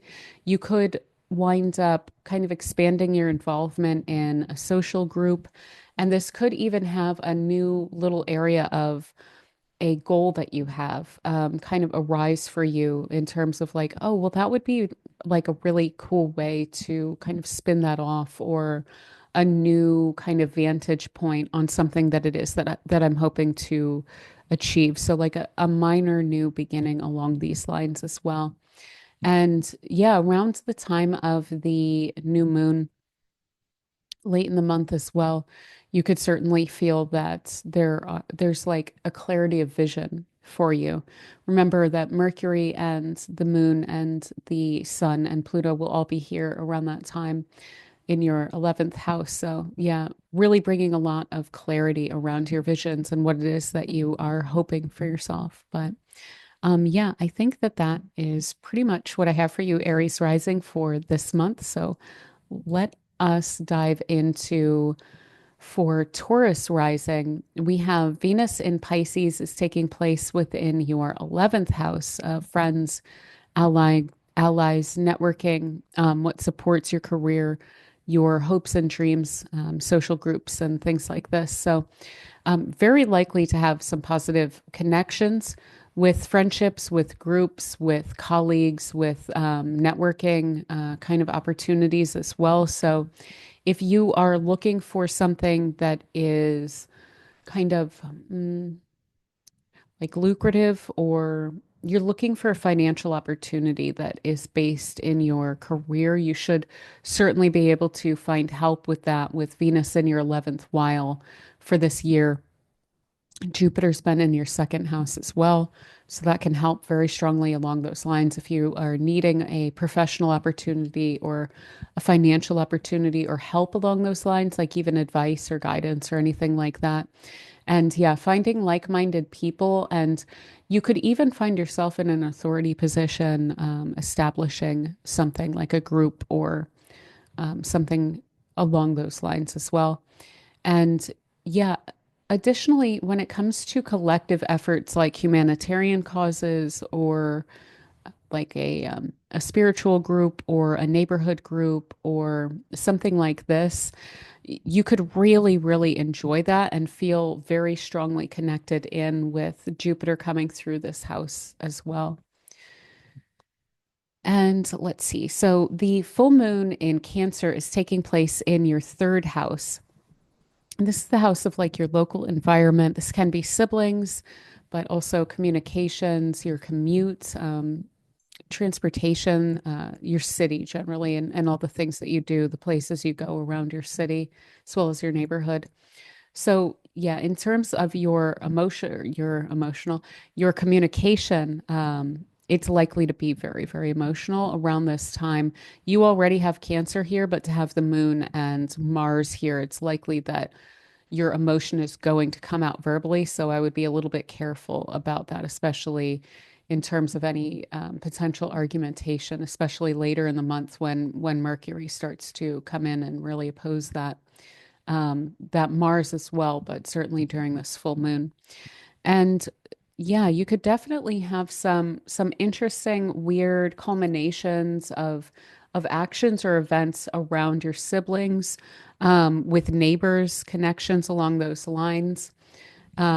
You could have some trouble or challenges around short-term plans, or just some short-term plans that you're just really not feeling that are really, really agitating. So again, I maybe wouldn't really plan things too close to around the middle of the month when we get that full moon, because I think you're going to be pretty amped up, especially when it comes to any sort of plans or communications or like the people around you, the errands you have to do, the places you have to go, and so on. So I would try and pull back along those lines if possible, at least mid-month, and definitely try not to argue all month because that's going to be a bit of a thing. So, with the new moon in Aquarius, that's taking place within your 10th house. So, again, this is a minor fresh start with a new moon. So, this is taking place within the house of your public image, your reputation, your public standing, your career, your legacy, your kind of purpose out in the world. So, there's a minor new start along those lines. Certainly potentially able to expand your influence with the sun and moon and Mercury and Pluto, all being here late in the month as well. But for you, it's more along the lines of bringing a sense of power to your career. So bringing something really, really strongly to the table and that being seen, and probably around innovations or plans or something along those lines that just really wind up falling into place, and they come across as extremely sharp and potentially even like you're coming off as relatively more ingenious around this time. Like there's something that you're thinking of that offers some major breakthrough with the new moon and Pluto here, conjoined with Mercury as it's coming through at the end of the month as well. So, career looks really, really, really good, specifically this month. And try not to argue are the big messages here. So, that is pretty much what I have for you, Taurus rising. So for Gemini rising, we have Venus in Pisces is going to be in your 10th house this month, and that is very lovely. Venus is, of course, a benefic, so it usually is quite helpful. And this can bring recognition to you for your career within the context of your career. Your reputation can be improved by this, especially Venus joining Neptune, which has been here for ages, and Saturn here in Pisces. This can really just bring a bit more of like a lighthearted attitude to you that comes off to people very well, even though for a while now you've been coming across as pretty pretty serious and authoritative as well. So, yeah, this is a really good time for your image, especially Venus helps us immensely with the way that we're coming off. Now, the full moon in Cancer is taking place in your second house of finances and security, self-esteem, self-reliance, and things like this. So, there could be a moment around this full moon in mid-month where financial matters may feel challenging. It's not likely to be as intense as it feels around this time since it's a full moon and it's a bit of a minor culmination point around this time, but it would be really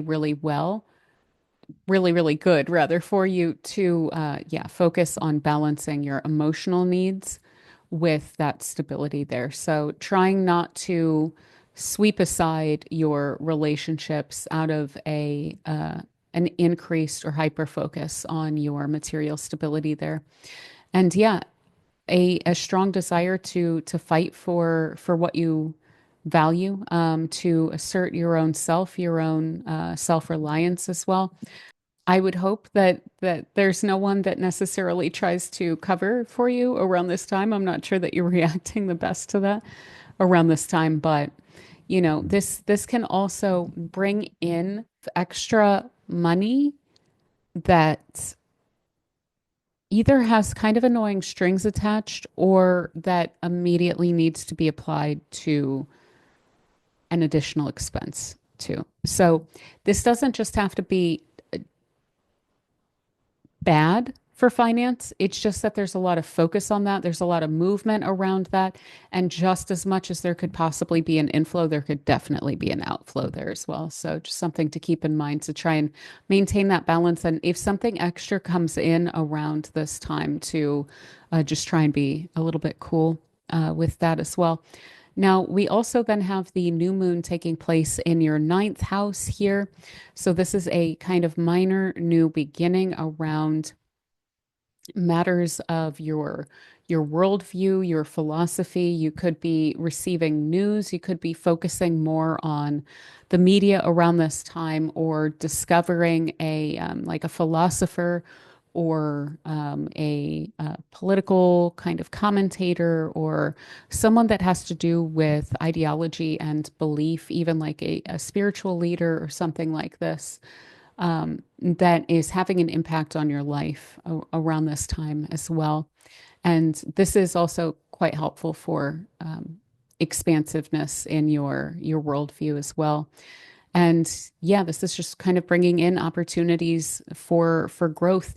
And I think that this is something around recognizing the strength of your mind, because that new moon is going to coincide with Mercury coming over to Pluto and conjoining it in this ninth house here. So it's like there's a major strength of mind and around the end of the month, but I would also recommend writing things down around this time as well, because there's probably going to be some pretty interesting ideas that wind up coming through. And I would not want to be forgetting those ideas that come through with a new moon with Mercury and Pluto in the ninth. So I would definitely be writing things down around this time. So yeah, major focus on your philosophy, and then career developments for sure. Money may have some surprises to it, but if there's a decent inflow around this time, I wouldn't go spending it too quickly, because there's still a lot of Mars in your second house to wade through in the coming months. So that is pretty much what I have for you, Gemini rising. So now for Cancer, we have Venus in Pisces is in the ninth house of your worldview, your philosophy of travel. This can help you a lot in terms of being very compassionate toward people who disagree with you. On the other hand, also really believing quite strongly. So feeling the kind of need to stretch and develop your worldview, your belief, your ideology, your spirituality, your philosophy, if I didn't already say that, along these lines and around this time as well throughout this month. And if you do wind up traveling, there could be some delays with Saturn here that's been kind of ongoing for a couple of years, but Venus should make that a lot more pleasant for you. And yeah, you may find yourself really like drawn to a faraway place or to cultural matters or things like this that just really wind up inspiring you and kind of like touching your heart, so to say, around this time as well. So that is very, very nice. Also, this can be very helpful. All three of these together can be decently helpful for publishing. So if that's something that in terms of even like if you're writing on a blog or anything, it doesn't have to be a book. That should go over pretty well around this period of time too. So, the full moon in Cancer is going to be taking place in your first house. So, this can definitely have your emotions strongly heightened, but it can also have other people approaching you really emotionally. So, I would just watch out for that a little bit. People are likely to be coming at you, so to say. So I would just try and breathe and not feel, overly compelled to defend yourself or to act to mitigate any of that along those lines. And yeah, in terms of your own personal self-expression, this is good for that as long as you can keep it very strongly in line around this period of time as well. So yeah, just try not to be too reactive with other people and it should be kind of okay. But this will really wind you up to have these two here. Now, the new moon in Aquarius is taking place in your eighth house of shared resources and psychological dependencies, as well as fears and things like this. So this is bringing in a somewhat minor new start, but transformative nonetheless, with Pluto and Mercury coming through this area with regard to those areas of your life. And this can also bring through a new kind of opportunity to work with others financially in a way that should be pretty beneficial to all involved. So if you can collaborate with people later on in the month, after this has moved on, hopefully, so that there's no accident, so to say, then that would be really good. So if there's an opportunity for a joint venture later on, then I would definitely pursue that around that period of time because it could probably snowball pretty well. But yeah, that is pretty much what I have for you, Cancer rising. So let us look at for Leo rising. We have Venus in Pisces in the eighth house, which is definitely making your relationships with others a little bit more compassionate and sensitive and kind of romantic, but not necessarily completely sentimental, more along the lines of, hey, how can I help you? What can I do for you? So those emotional connections and intimacy are highlighted here. And yeah, financial benefits through others. What can I do for you? What can you do for me? Not in a transactional way, but in a very deeply, like compassionately helpful way as well. And this can also really soften the blow in terms of needing to let things go, needing to release certain patterned conditioning around relationships and connections and trust and things like that as well. So if you are able to, it would be really wonderful to work through some of that, especially since we have Mars retrograde in Cancer around this time too. And that's also taking place in your 12th house. So with the full moon in Cancer taking place in your 12th house, this does bring an emotional charge to your time that you're spending alone and also a major need for that. So if you're feeling a little bit amped up mid-month, I would try to go somewhere where you don't have to deal with other people for a little while. And yeah, allow those feelings to surface and work through them on your own throughout this period of time because it might not be the most fun way to kind of experience a period of time, but these energies here, the moon and Mars in the 12th, kind of kicking up a lot of this subconscious material, and then Venus really helping out to heal some of those fears and patterns that you have. This can really, really help to develop you further along those lines in a very healthy way. Now, also, we have the new moon in Aquarius is taking place in your seventh house of partnerships, relationships, contracts, things like this. So, a minor new beginning along those lines. You could be further developing a specific relationship that you already have, or this could have you coming into a new relationship with like a friend that may kind of start a little bit slowly, but eventually develop into something much more serious with Pluto also here. And yeah, if you are able to really remain open-minded with others, with Mercury moving into your seventh and then that new moon also there with Pluto and Mercury, that would be really, really excellent. And yeah, growth, but relatively like kind of profound growth being sparked off by a minor shift.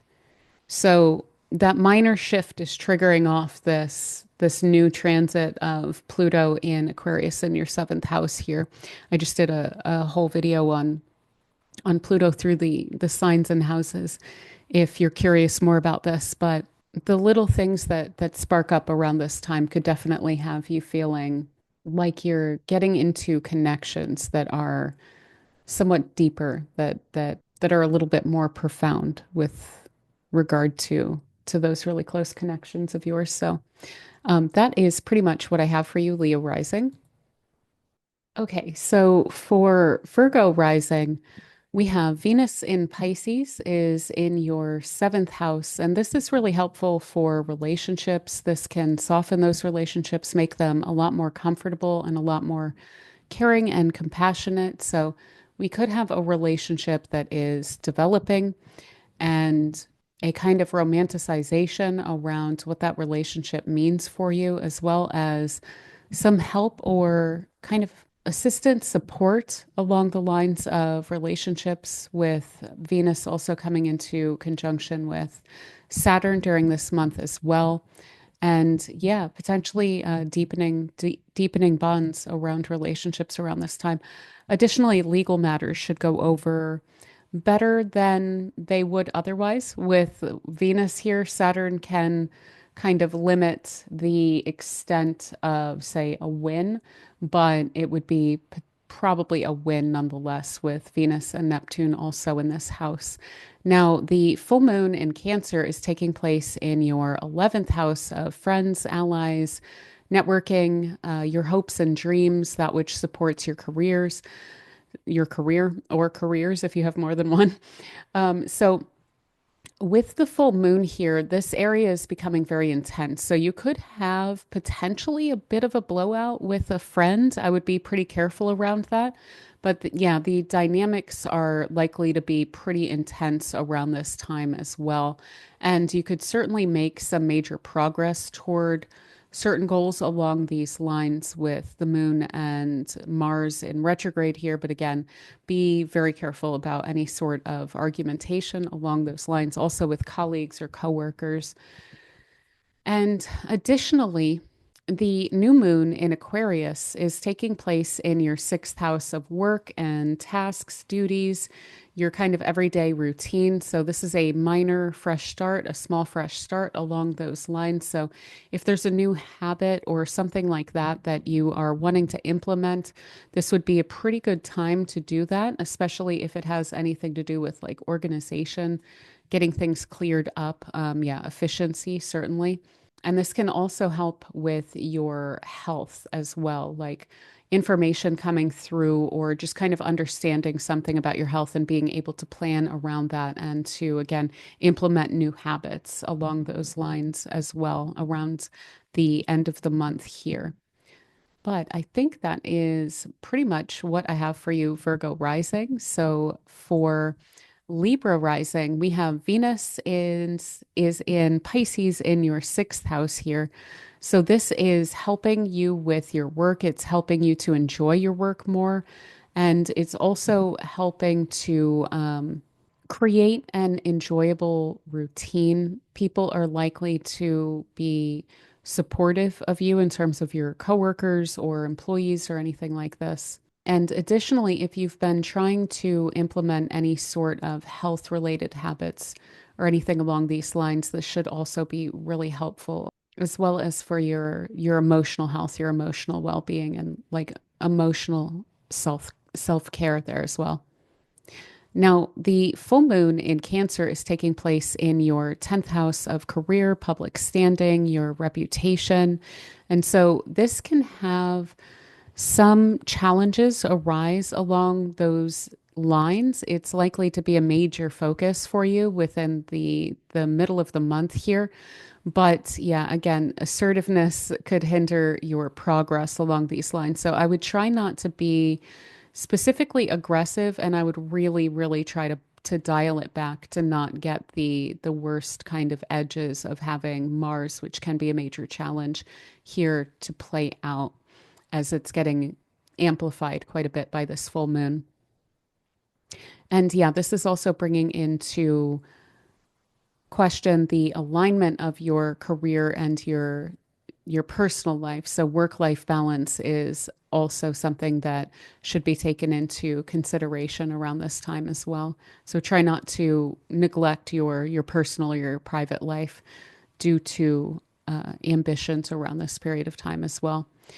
And the new moon in Aquarius is taking place within your fifth house of enjoyable activities, of creativity, hobbies, children, romantic interests. So this can have little new starts along those lines. If you are wanting to pick up a hobby or a creative outlet or something like this, especially if it's like writing or something along those lines, this can be really, really helpful and can even present opportunities to you and to have you hear news of new opportunities as well. And yeah, new ideas or projects are definitely supported by this new moon, as well as just generally bringing a lot more fun and lightheartedness, especially relative to some of what you've been experiencing in mid-month. This is making the end of the month a lot more playful and joyful and happy, and just kind of doing things a little bit more that you're actually interested in rather than just focusing on your goals and ambitions like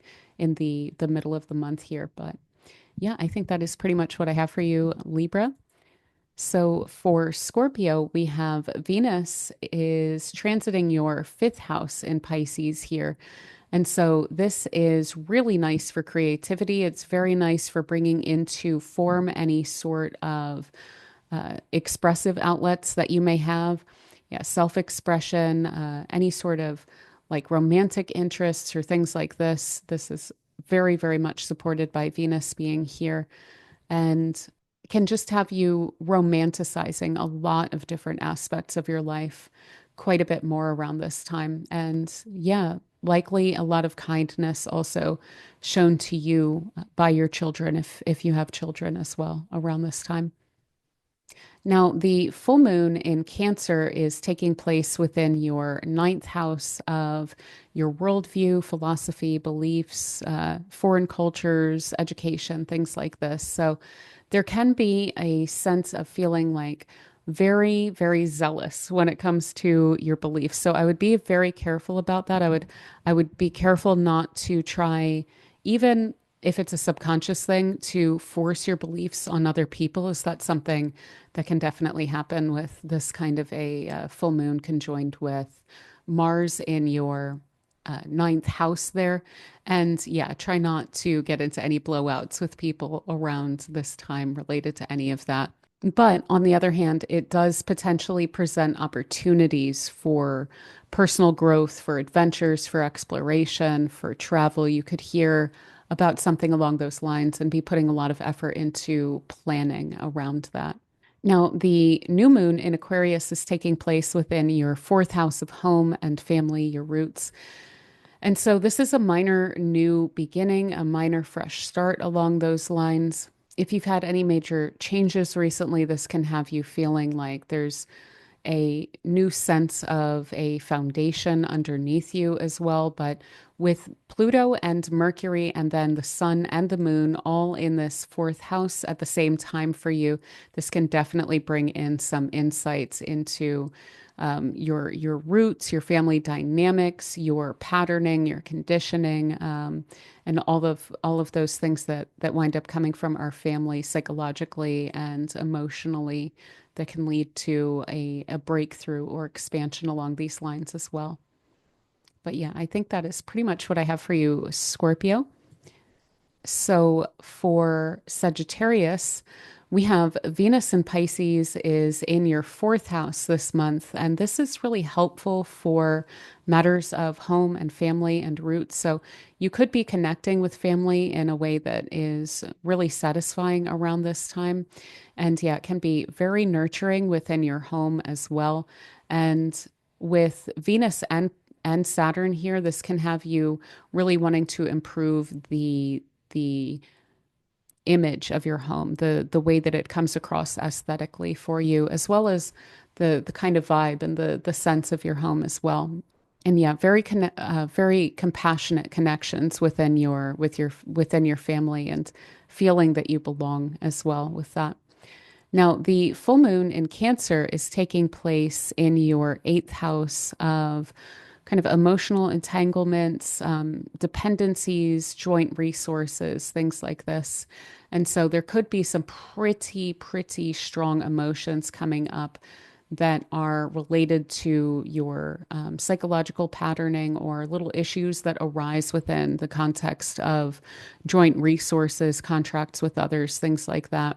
And there could even be a sense of mistrust or feeling the need to defend yourself from someone who's getting a little bit too close or could be triggering you in some way as well. But yeah, otherwise, this brings a certainly an ability to confront fears and to bring up and deal with some emotional dynamics or again patterns of relating to be dealt with and to be worked through with this Mars in Cancer going retrograde around this time. And finally, this new moon in Aquarius is taking place in your third house. So, this is bringing a minor fresh start within the context of your locality, your neighborhood, your sibling relationships, your communications, things like this. So, a fresh outlook on that.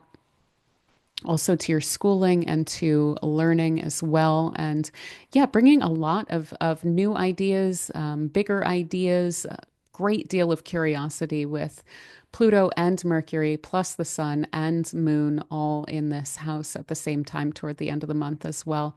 And yeah, networking opportunities within your local environment and developing skills can definitely lead to a minor fresh start along the lines of your own personal development around this time. But yeah, I think that is pretty much what I have for you, Sagittarius. So for Capricorn, we have Venus in Pisces in your third house of your local environment and communication, sibling relationships, learning, schooling, communication. So this can bring a much greater sense of compassion and romanticization, really, of your community, of those around you. So feeling really connected and feeling like those around you are just generally pretty good. And your writing is likely to be very inspired around this time, and you're likely to be able to put the effort that is necessary into that with that inspiration as well, and to create something of form out of that inspiration and that muse that you're kind of connecting to around this time. Now, the full moon in Cancer is taking place in your seventh house of partnership and relationships, contracts, legal matters, and things like this. So, this is creating some tension and a hugely conflictual dynamic energy to those relationships. So I'd be very, very careful about any sort of blowouts with pretty much anyone around this time. I would really try and keep those emotions in check when it comes to other people. And others may feel like they're very defensive and reactive around this time. So, yeah, heightened emotions or conflict within relationships, open, direct communication, but not snarky, not underhanded, is definitely called for around this time. And yeah, boundaries become pretty strong and important around the middle of the month there. So also trying not to step on others' toes when it comes to their own boundaries as well. Now, the new moon in Aquarius is taking place in your second house of security, finances, self sufficiency. And this is representing a minor new start, new beginning along the lines of financial matters. And there could definitely be some increased income or growth along those lines. And this can also just have you kind of understanding your own intrinsic value and your own sense of security in yourself, your own trust of yourself, coming to understand that a lot better as the sun and Mercury and the moon all join Pluto in the second house of yours toward the end of the month. So, yeah, I think that that is pretty much what I have for you, Capricorn. So for Aquarius, we have Venus in Pisces in your second house. I'm not quite sure why this says your first house, but this is all correct. So with Venus in your second house, this is helpful along the lines of finances and security and your sense of trust in yourself. So this can definitely bring some financial benefits, some money coming in more easily, possibly also going out more easily as well. I would try to hold on to some of this just because you still do have Saturn in this house for a little while, and Saturn can be a bit of a dampening energy on the second house in terms of finances, but this can definitely manage money well, the two of these together. So I wouldn't worry too much about it. Just suck a little bit away if you have some more coming in around this time. And yeah, feeling like really wanting to indulge around this time. This Venus is exalted, very indulgent, and with Saturn here as well, just really wanting to like soak it in. So if you're able to do that around the really throughout the entire month, then that would be pretty nice. But if you can do so without overspending, that would be the best way to do that as well. Just to keep yourself steady for the rest of, you're going to have Saturn here for like several more months. So something to keep in mind. Now, the full moon in Cancer is taking place in your sixth house of work and tasks, as well as your daily routine, chores, errands, things like this that we have to do, as well as your health. So there could be challenges along these lines. And yes, this can definitely bring in some emotional stress, and it could affect your health as well as your work. So I would really be taking care of your immune system around this time because you're likely to be a bit overstretched.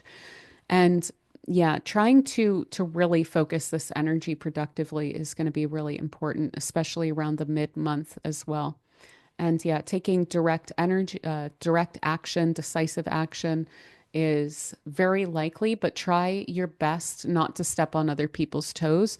And also understanding that coworkers or employees, those that you work with, could be a little bit more or a lot more aggressive around this time. So try to let it, like water off a duck's back, just wash over you and try not to take it too personally so that it doesn't snowball too much around mid-month. But toward the end of the month, we have the new moon in Aquarius is taking place in your first house. So this is a kind of minor, fresh start for you along the lines of your sense of motivation and self-expression with regard to your goals. And yeah, feeling relatively optimistic and like you have a pretty good grasp on your ideas, like your thinking. Your thinking is really, really clear at the end of the month. So making plans around this time would be really excellent because you're going to be clear on what your goals are. And then with Mercury and the sun coming through to this area, things just get really clear in terms of the dynamics that are a reality that you're dealing with, but also the power that you have to address all of that. And then, yeah, when the moon comes through as well, that can really amp you up and be like, all right, let's do this.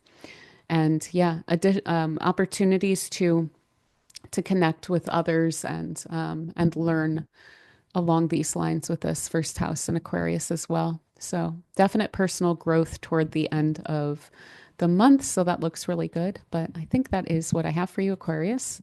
So for Pisces, we have Venus in Pisces is in your first house here.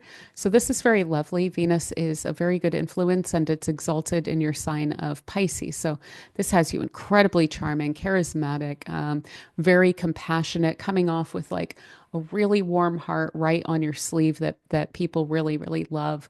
And yeah, feeling like very alluring and drawing people in that way as well. And yeah, this can also just have you feeling really, really good about yourself and making some really good personal like image kind of changes. If there's any changes that you're wanting to make around this time, this should help a lot along those lines. Now, the full moon in Cancer is taking place in your fifth house of creative outlets, expression, hobbies, children, romantic interests, things that you enjoy. So, this can have you really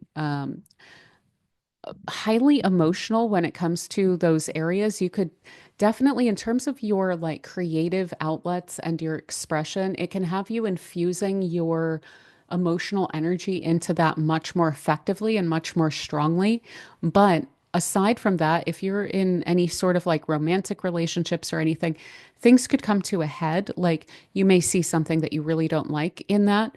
And I would say if it's like a new romantic relationship and you're kind of testing it out, maybe that wouldn't be the worst to just kind of have it out and see like where the chips fall, so to say. But it's likely to snowball, so that's something to keep in mind. If that's not something you want to have happen, I would just be very careful along those lines. And yeah, very intense experiences within romantic relationships, within your creative pursuits, and with children. If you do have children, they're likely to be very rambunctious around this time and probably a bit of a pain in the rear. So, fortunately, this is mostly going to get really, really fever pitch around mid-month, but you're still going to have Mars here for a little while. So, just definitely try and pace yourself. Try and maintain that patience with any children that you may have in your life. The new moon in Aquarius is taking place in your 12th house, pardon, of isolation and your subconscious and the matters behind the veil, beyond the veil, spiritual concerns and things like this.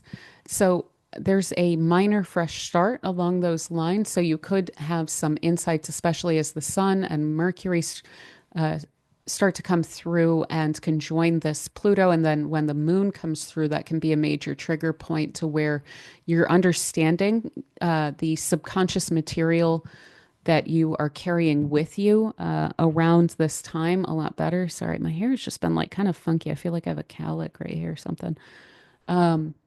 But yeah, so a minor fresh beginning along those lines. You may encounter some sort of spiritual material, even outside yourself, that you wind up digging into more and that you really enjoy, and that can spur that kind of spiritual growth even further as well. And yeah, potential for some major breakthroughs. They're probably going to be a little bit intellectualized, like an intellectual understanding of spiritual matters or subconscious material is likely how that it will be felt ultimately. But yeah, major opportunities for growth through solitude, through time spent by yourself in study, in meditation, and through kind of probing your own psyche, so to say, your own subconscious and those patterns and the conditioning and everything. So, yeah, it looks like a perfectly lovely month for you, Pisces. You actually, with Pisces or with Venus in your first there, you're kind of about